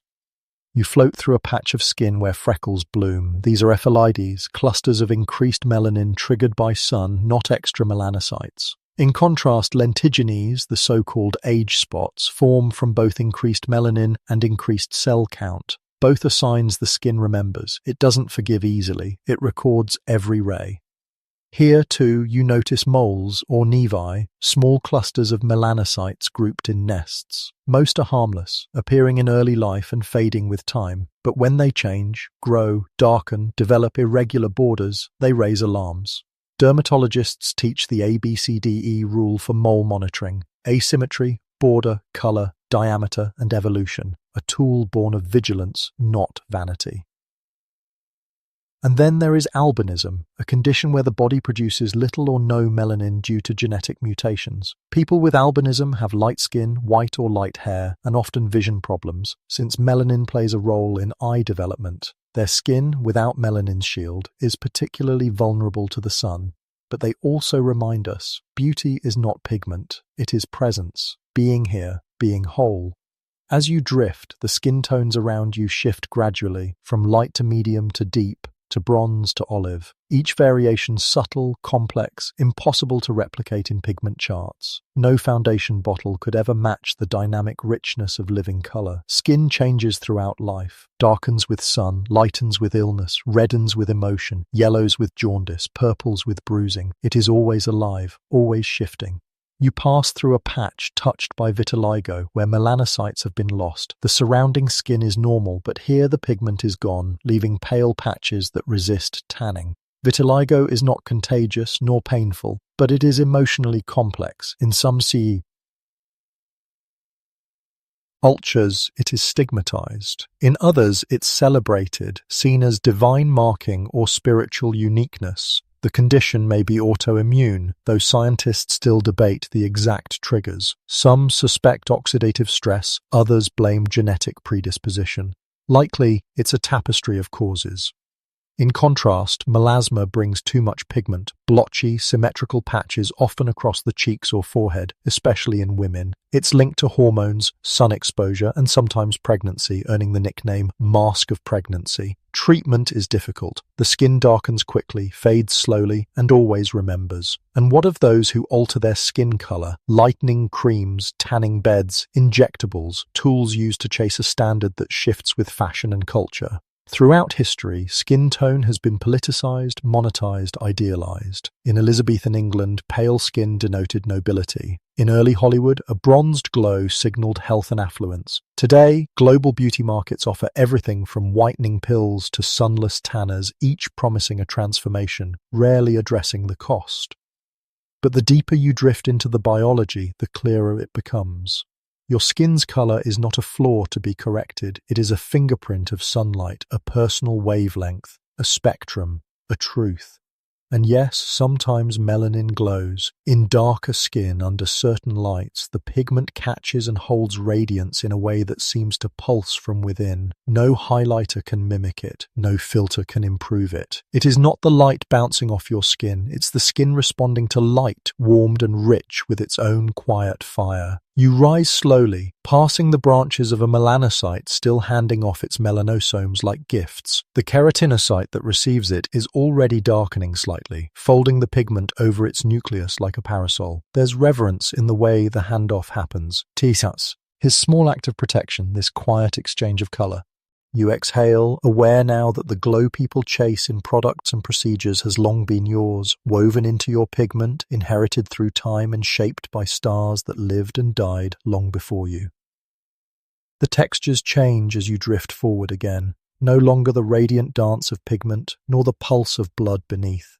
Now the terrain feels slightly slick, subtly ridged, occasionally dimpled or creased. You've entered the surface world, the outermost layer of your being, the stratum corneum. This is what the world touches when it reaches you, and what you give back in every brush, embrace, or fingertip trace. At first glance, this outer layer seems lifeless. These are dead cells after all, flattened, keratin-packed corneocytes stacked like roof shingles. They no longer divide, no longer breathe, no longer know pain, and yet they are the guardians of your body's most sacred vault, its inner world.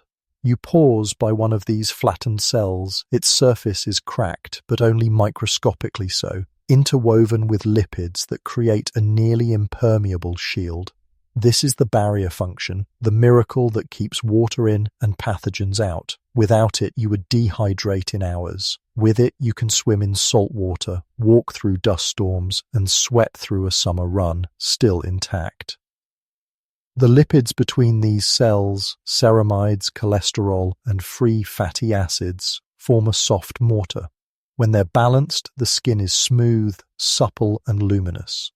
When disrupted by over-cleansing, harsh chemicals, cold air, they crack, allowing water to escape and irritants to enter. Dryness, flaking, redness, these are the signs of a compromised barrier. And in this outermost layer, pH matters. Healthy skin is slightly acidic with a pH around 4.7 to 5.5. This acidity supports the skin's enzymes and keeps harmful bacteria in check. Wash with an alkaline soap and the balance shifts. The skin becomes is vulnerable, slower to heal, more prone to inflammation. You pass over a rough patch, eczema. The skin here is inflamed, itchy, red. The barrier has broken down, and now the immune system responds like a fire alarm. Triggers vary, dust mites, soaps, stress, but the common thread is disrupted protection. Scientists still debate whether eczema begins with a barrier defect or an immune malfunction. Likely, it's both, a cycle of damage and response. And then, a moment of contrast, you pass over baby skin, thin, delicate, luminous. The stratum corneum is only a fraction as thick here. The lipids are fewer, the corneocytes smaller. That famous baby softness, its fragility made divine. But it also means infant skin dries faster, reacts more easily, and needs gentler care. It's not just softer, it's immature. As you continue, the surface changes again. You find a region of callus, thickened skin shaped by friction. The hands of a gardener, the heel of a dancer. Here, the epidermis has responded to repeated stress by producing more layers, creating a natural shield. There is beauty in this toughness too, proof that the skin remembers touch and effort and transforms accordingly. You drift toward the palms and soles, marveling at their smooth, hairless thickness.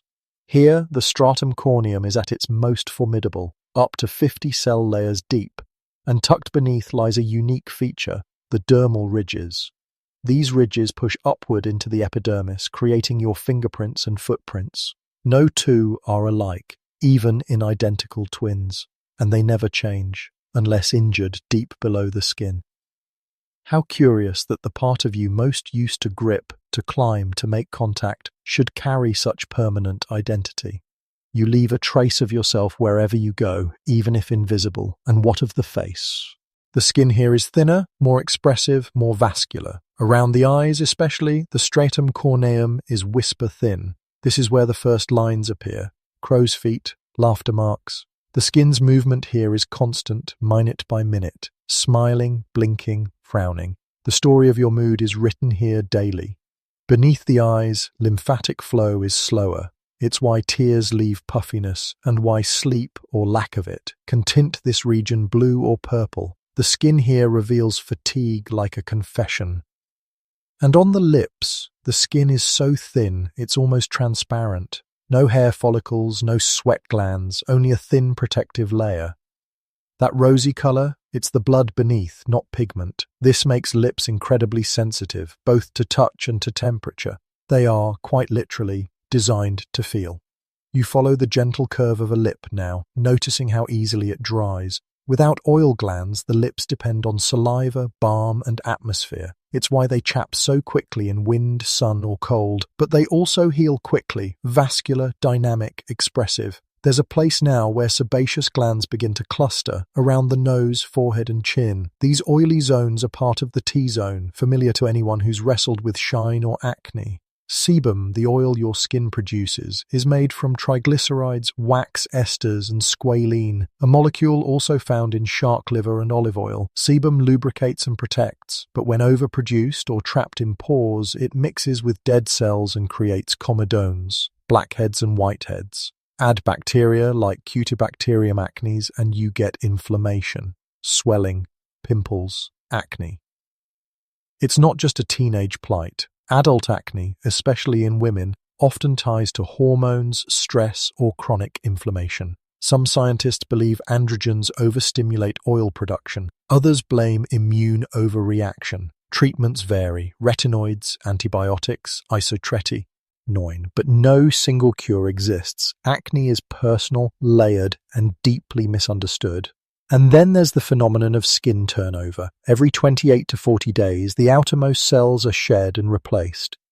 In youth, the cycle is faster. As you age, it slows. Dead cells linger, dulling the surface. That natural glow you had as a child, partly thanks to a brisk turnover rate. Exfoliation, whether physical, scrubs, or chemical, acids, enzymes, can accelerate this cycle.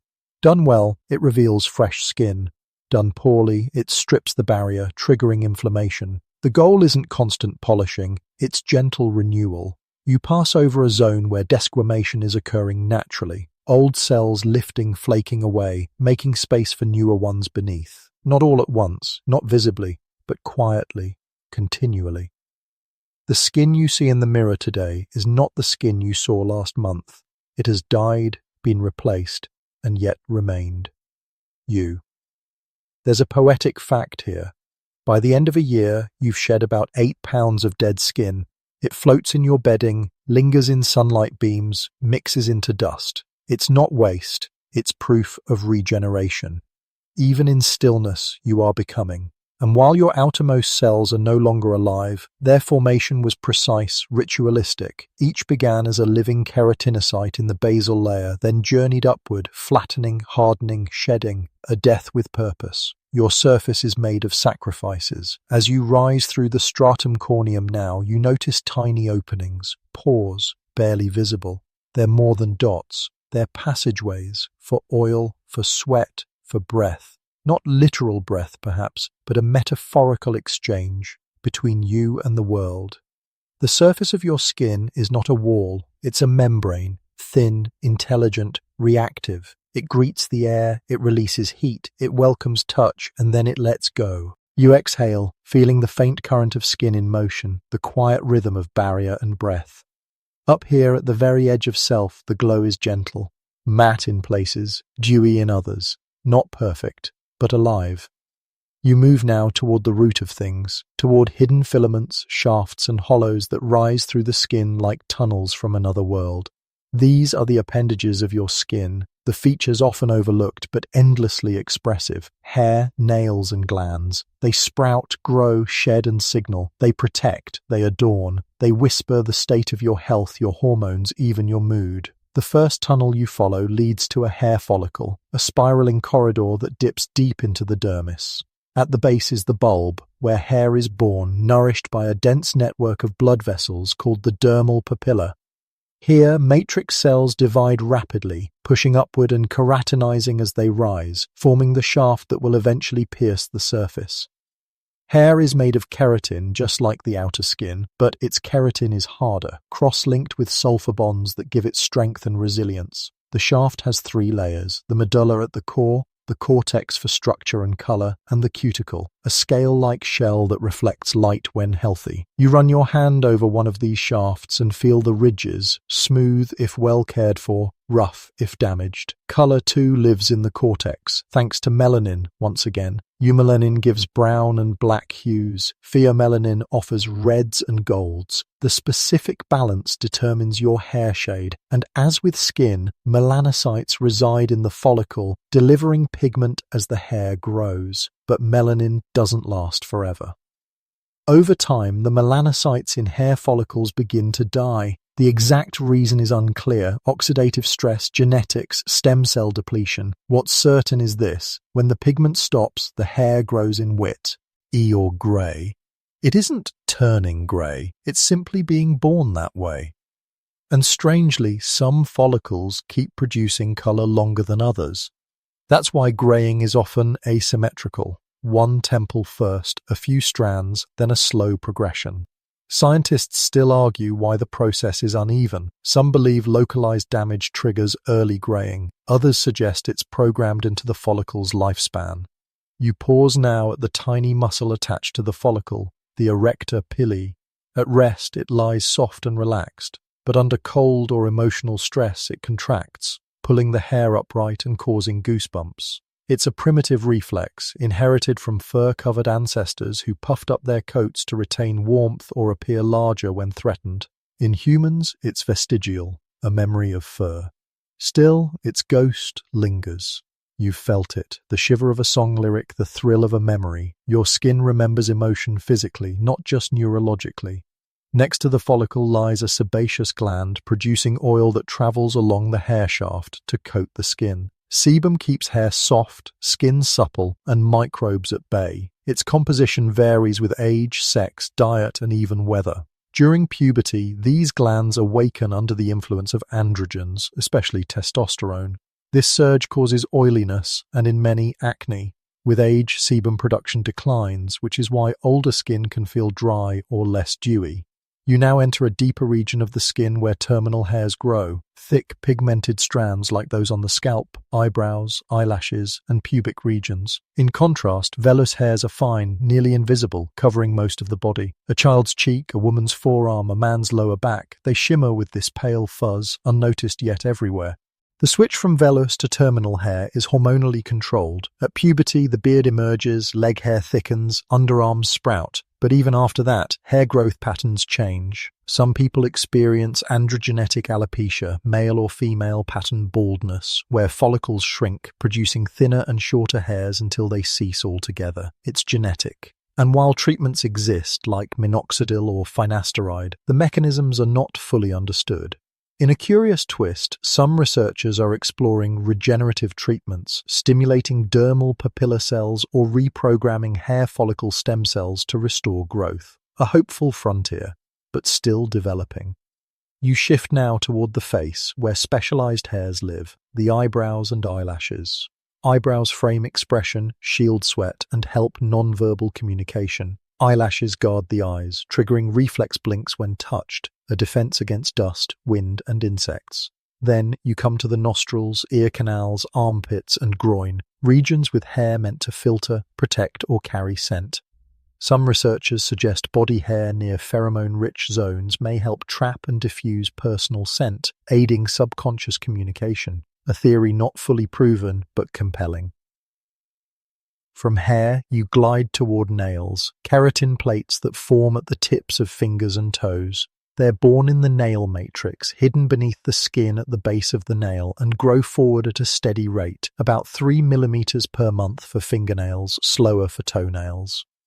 Nails are protective, yes, but also tools. They aid in gripping, scratching, picking. In social signals too, they can denote hygiene, health, even cultural identity. White spots, ridges, discoloration, these can indicate deficiencies, trauma, or illness.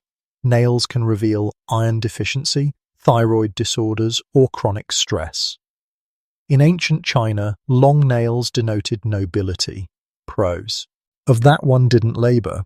In modern beauty culture, they become canvases for color, art, and personal style. But beneath every polish, every extension, the biology remains constant: keratin matrix growth. There's another gland here, the apocrine sweat gland, found mostly in hair-bearing areas like the underarms and groin. It's hormonally activated and doesn't function until puberty. Its sweat is thicker, richer in protein and lipids. And when metabolized by skin bacteria, it develops odor. This is not a flaw, it is biological communication. Scent is information, though masked in modern hygiene, deodorants, perfumes. Some studies even suggest humans can detect immune compatibility through body odor, not consciously perhaps, but through a quiet knowing. Still, scientists debate the strength of this signal. Do pheromones guide us, or do we simply learn preference through experience and memory? Is scent more instinct or culture? The answers are not yet clear. You pass by a waxy secretion in the ear canal, cerumen or earwax. Produced by modified sweat glands, it traps dust and repels insects. Two main types exist, wet and dry, determined by a single gene. Populations of East Asian descent tend to have dry wax, others wet. Even your wax tells a genetic story. Now you sweep down the spine to the skin's most intimate appendages, Montgomery glands in the areola which lubricate the nipple during breastfeeding, meibomian glands along the eyelids producing oil to prevent tear evaporation. Tiny structures, often forgotten but essential. And in all these places, the skin expresses identity. Hair texture, growth patterns, nail shapes, scent signatures. They're not ornaments, they're encoded expressions of self. Across cultures, hair is cut, grown, covered, dyed, braided. Nails are trimmed, painted, strengthened. Scent is masked, enhanced, celebrated, but biology never ceases. Then when plucked, shaved, or hidden, the follicle waits, the gland persists, the matrix renews. You rise now from the depths of a hair follicle. The shaft pushes past you, rising upward toward the air. You pass sebaceous glands, apocrine cells, the faint muscle that stirs goose flesh. And then, light. A single strand emerges from the skin's surface, fine, dark, glinting in the half-light. It has journeyed through layers of life and death to reach this place. It catches the breeze. It bends but does not break. Like your skin, silent, expressive, alive. You now begin your descent into the realm of healing, a quiet, relentless choreography unfolding just beneath your skin. It is here, in this near-invisible dimension, that the skin's resilience takes center stage. Bruised, scratched, pierced, or burned, your body responds with an ancient, precise sequence: inflammation, repair, and regeneration. You follow this process as if tracing a dance, one cell at a time. The moment skin is breached, whether by a paper cut, a scraped knee, or a surgical incision, alarm signals erupt. Damaged cells release chemical messengers, cytokines and prostaglandins, calling immune cells to the site. You watch as platelets rush in first, forming a clot, a fibrous net of fibrin that halts bleeding and seals the breach. This is the beginning of a scab, but under it, life is moving fast. Within hours, neutrophils arrive, white blood cells specialized for hunting bacteria. They devour intruders and debris with surgical precision, but their job is short-lived. Soon, they die in place, forming pus, a graveyard of immune warriors. After them come the macrophages, who clean the battlefield and begin the quiet work of repair. They release growth factors that signal skin cells to divide and move. You float among the keratinocytes, now migrating from the wound edges, sliding across the moist bed of the injury. They're not just replacing cells, they're rebuilding order. These cells form the epidermal tongue, stretching to cover the wound, meeting other cells migrating from the opposite side like puzzle pieces. Beneath the surface, the fibroblasts awaken. These specialized cells are the architects of healing, producing collagen to rebuild the dermis. The early collagen is haphazard, like hastily laid bricks, but over days and weeks it's replaced by more organized strands, restoring strength and structure. In the early phases of healing, the skin forms a granulation tissue, pink, bumpy, full of new capillaries and immune cells. It's fragile but vibrant. You hover above one now, feeling the warmth of increased blood flow, the pulse of regeneration. But healing is not just regrowth, it's negotiation. The skin must choose between speed and accuracy. Healing fast means survival, but sometimes at the cost of scarring. A scar forms when fibroblasts overproduce collagen, laying it down in thick parallel bundles. This collagen lacks the elasticity and finesse of original tissue. It's stronger in one direction, but stiffer. It doesn't sweat, doesn't grow hair, doesn't contain sebaceous glands. It remembers the wound, but not how to be skin. Some scars remain faint, a whisper of past injury. Others are hypertrophic, raised, red, itchy. Some, especially in darker skin, become keloids, growing beyond the original wound, refusing to stop. Scientists still debate why some people scar excessively. Genetics play a role, so does location. Shoulders, chest, and earlobes are keloid-prone, a mystery still unfolding. And then, there are wounds that refuse to heal. In conditions like diabetes, high blood sugar impairs circulation, reducing oxygen and nutrients. The immune response weakens, cuts linger, infections spread. These chronic wounds can last months or never close. Managing them requires a dance of medical care, nutrition, pressure relief, and patience. Yet some wounds heal too well, not physically but emotionally. We forget the pain, a scraped knee in childhood, a cut in the kitchen, a moment of panic, soon washed away by the skin's quiet ability to knit itself whole again. Most of us walk around marked, faintly, invisibly, little reminders that you were hurt but you mended. And healing is not limited to cuts. You pass now over burned skin, where temperature has scorched the epidermis and perhaps the dermis. In first-degree burns like sunburn, only the top layer is inflamed, red, painful, but self-healing. Second-degree burns reach deeper, blistered, moist, raw. Third-degree burns destroy the full thickness of skin, leaving nerves damaged. In such cases, the skin cannot regenerate without help. Skin grafts, whether from your own body or engineered tissue, become lifelines. One of the more promising frontiers in healing involves bioengineered skin substitutes, lab-grown keratinocytes and fibroblasts seeded on scaffolds. These grafts can cover large wounds, stimulate regeneration, and integrate with the body, still experimental in many ways but hopeful. Some even incorporate stem cells, offering the possibility of true regeneration, not scar, but skin. You now pass through an area of microneedle wounds, tiny deliberate punctures made in procedures like microneedling or fractional laser therapy. These controlled injuries stimulate collagen production and cellular turnover. The principle is ancient, wound to heal, a paradox, but it works. And the skin does not just repair, it remembers. After injury, keratinocytes develop a kind of cellular memory. They respond faster to repeated insults.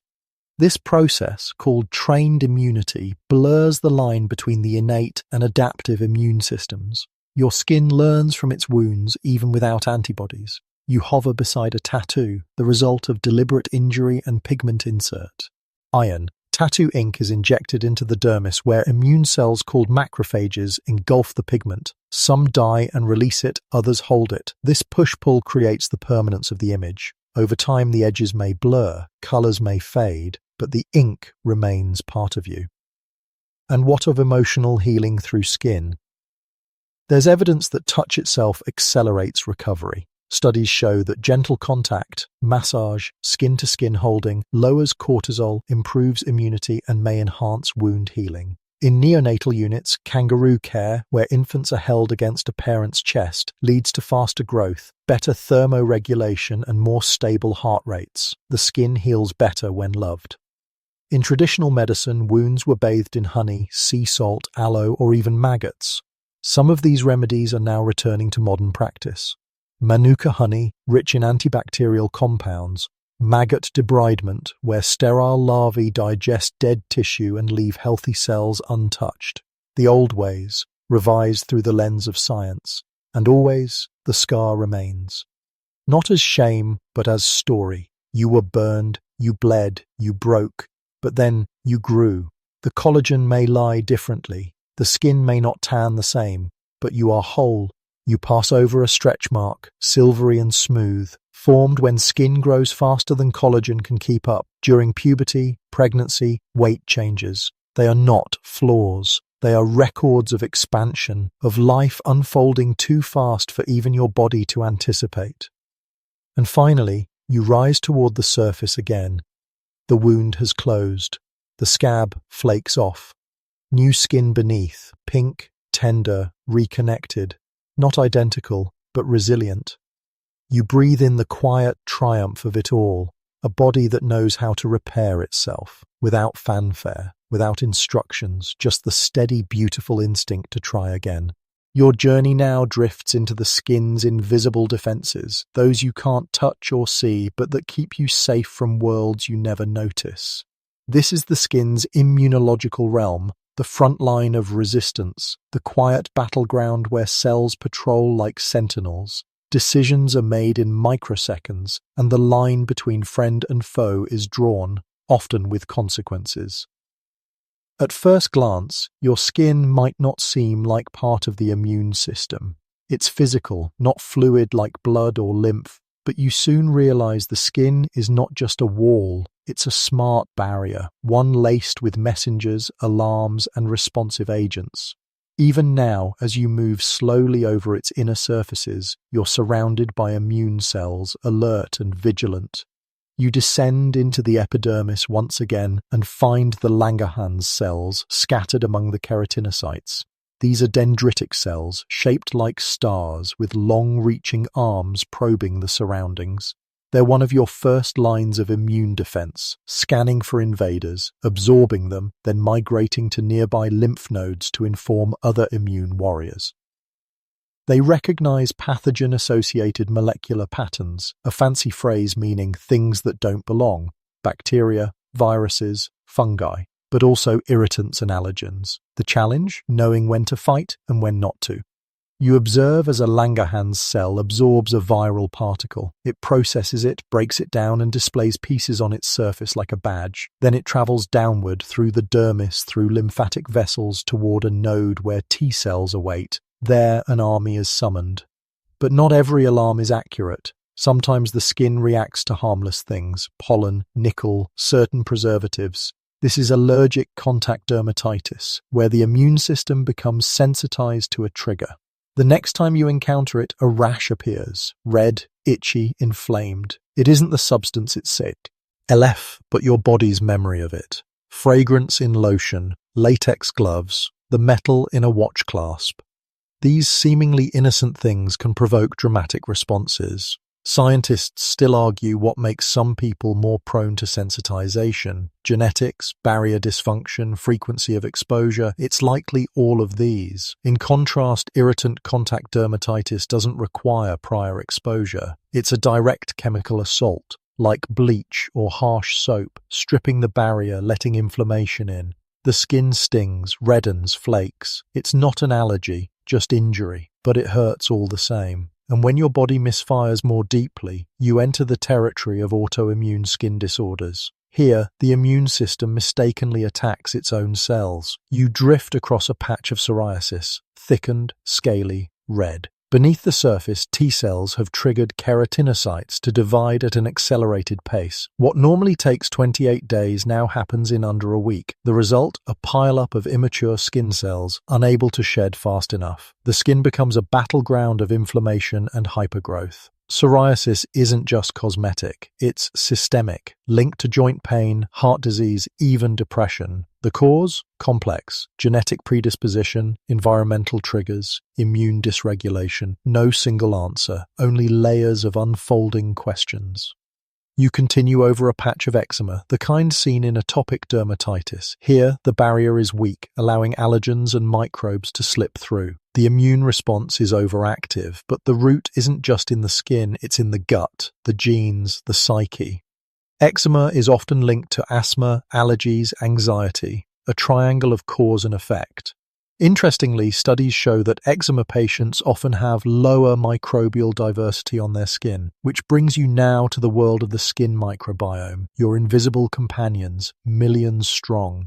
You pass across colonies of Staphylococcus epidermidis, Cutibacterium acnes, Malassezia, harmless or even helpful in balance. They protect against intruders, train your immune cells, and maintain the skin's pH. But disturb their harmony and they can turn. Imbalance is called dysbiosis, and it can lead to breakouts, flares, or infection.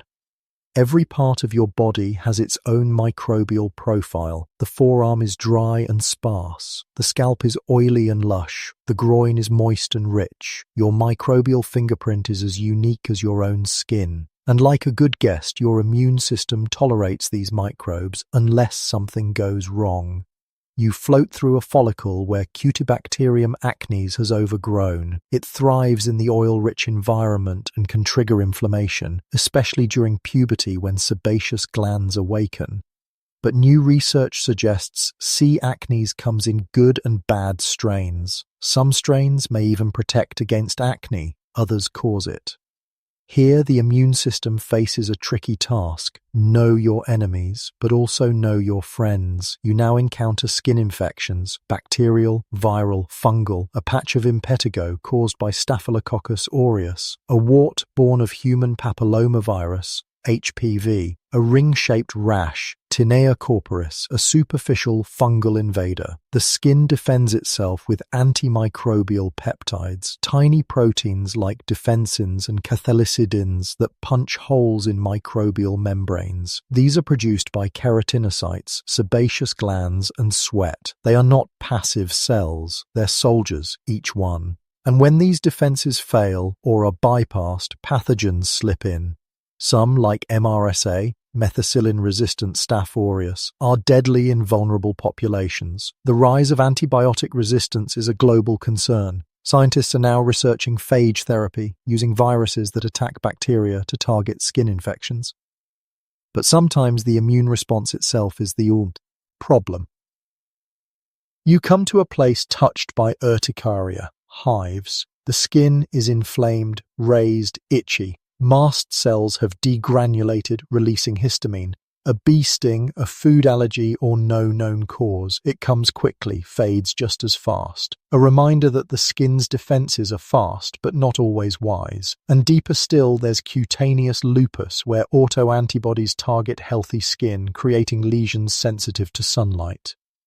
Or vitiligo, where the immune system destroys melanocytes. In all these, the body loses its ability to distinguish self from threat. And yet, the immune system is also capable of graceful restraint. You glide over a wound that healed without infection. Immune cells came and went. They cleared debris. They didn't overreact. This is immune tolerance, a balance between vigilance and peace. Scientists are now exploring topical immunomodulators, creams and treatments that adjust immune activity at the skin's surface. They hold promise for conditions like eczema, psoriasis, and even skin cancer. And in the frontier of medicine, there is talk of vaccines delivered through the skin, using microneedles to stimulate immune cells directly in the dermis, where responses are stronger and doses lower. A blend of biology and engineering awakening the power of skin immunity. You emerge now from the immunological depths, not with fear, but with awe. This surface you show the world is not passive. It is thinking, feeling, learning. It touches, it remembers, it protects. And as you stretch once more across your own skin, you realize every flake, rash, freckle, or flare, every immune response is the story of a body fighting to know itself. The terrain before you softens. There's less movement now, fewer alarms. What lies ahead isn't defense or regeneration, but something more subtle, the way skin ages. This final stretch of your journey is quiet, unhurried, marked not by dramatic shifts, but by the passage of time itself. You are walking across a slow unfolding, a graceful surrender to years, decades, and memory. The first signs are deceptively gentle, a softening of tone, a loss of that infant luminosity. The skin's texture grows less even, fine lines appear around your eyes, then your mouth. But deeper than aesthetics, something more profound is taking place. The epidermis begins to thin, keratinocytes divide less frequently. The skin's turnover rate, once brisk in youth, slows from 28 days to 40, sometimes more. Dead cells linger longer on the surface. The complexion dulls, the glow fades, and underneath, the dermal layer changes too. You descend through the dermis and find fibroblasts, the collagen builders, now sluggish, fewer in number. Their output has waned. The collagen they once spun like silken rope is now scarce, frayed, uneven. Collagen types I and III, once tightly woven, loosen and unravel. Elastin, the protein that allowed skin to bounce back after a smile, a frown, a laugh, begins to fragment.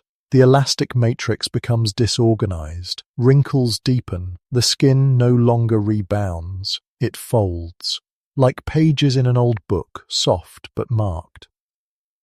The extracellular matrix, once plump with glycosaminoglycans, like hyaluronic acid, begins to lose its grip on water. Moisture escapes more easily, the skin becomes dry, fragile, not for lack of care, but because the internal reservoirs are shrinking.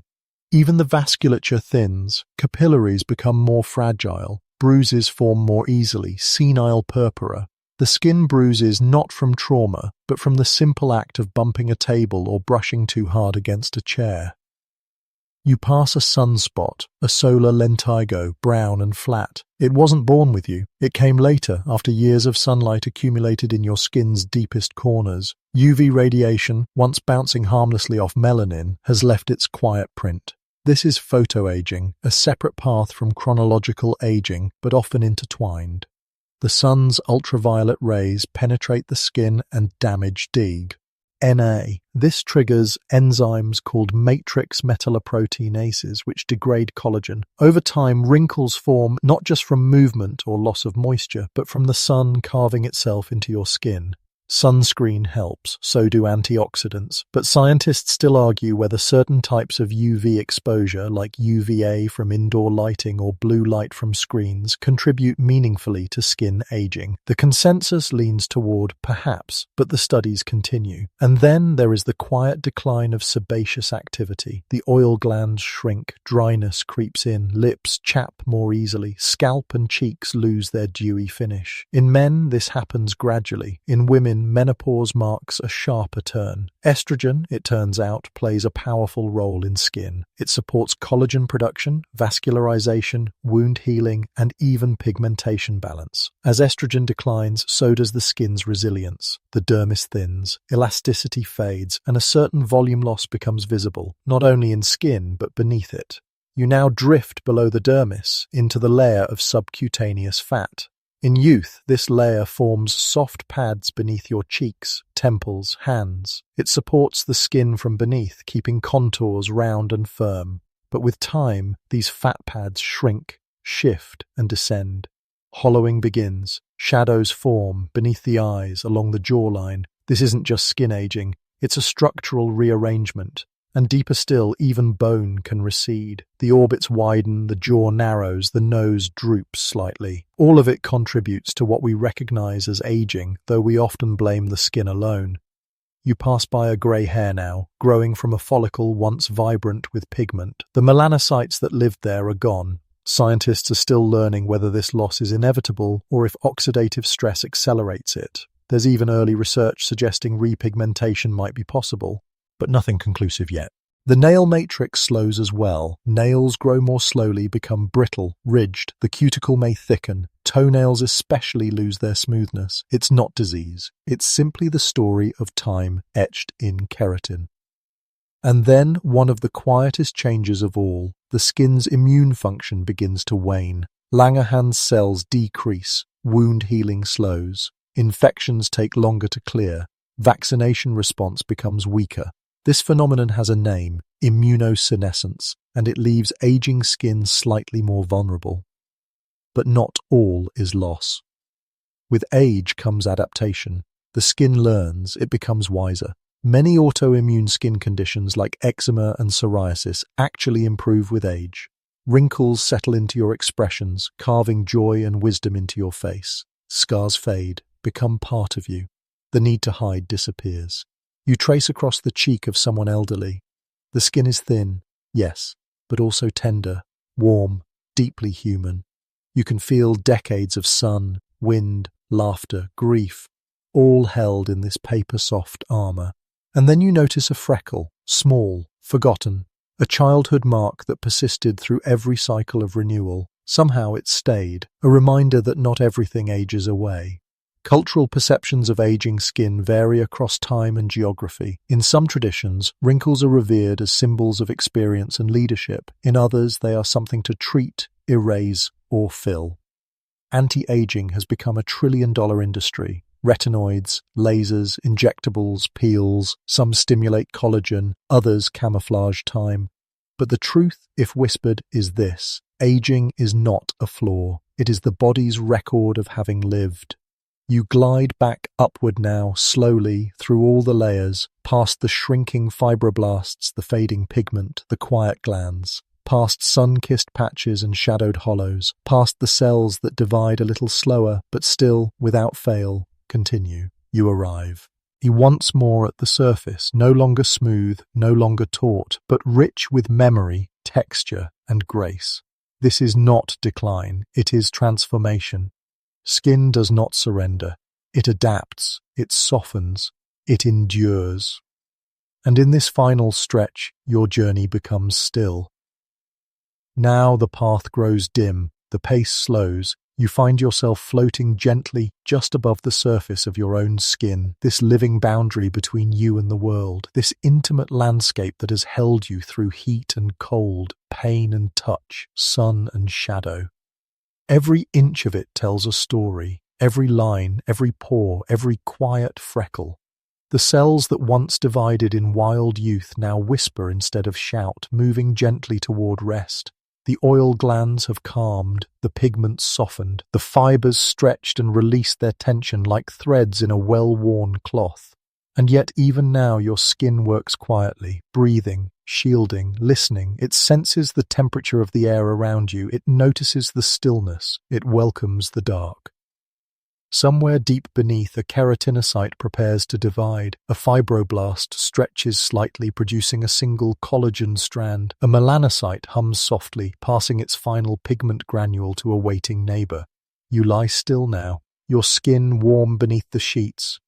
Maybe there's a patch of dry skin at your elbow, maybe a small scar near your wrist, but these aren't imperfections. They are reminders. You've moved through life, you've grown, you've healed. So you breathe out, let the day slip from your shoulders, let the noise settle beneath your skin, like sand in a tide pool. Everything softens now.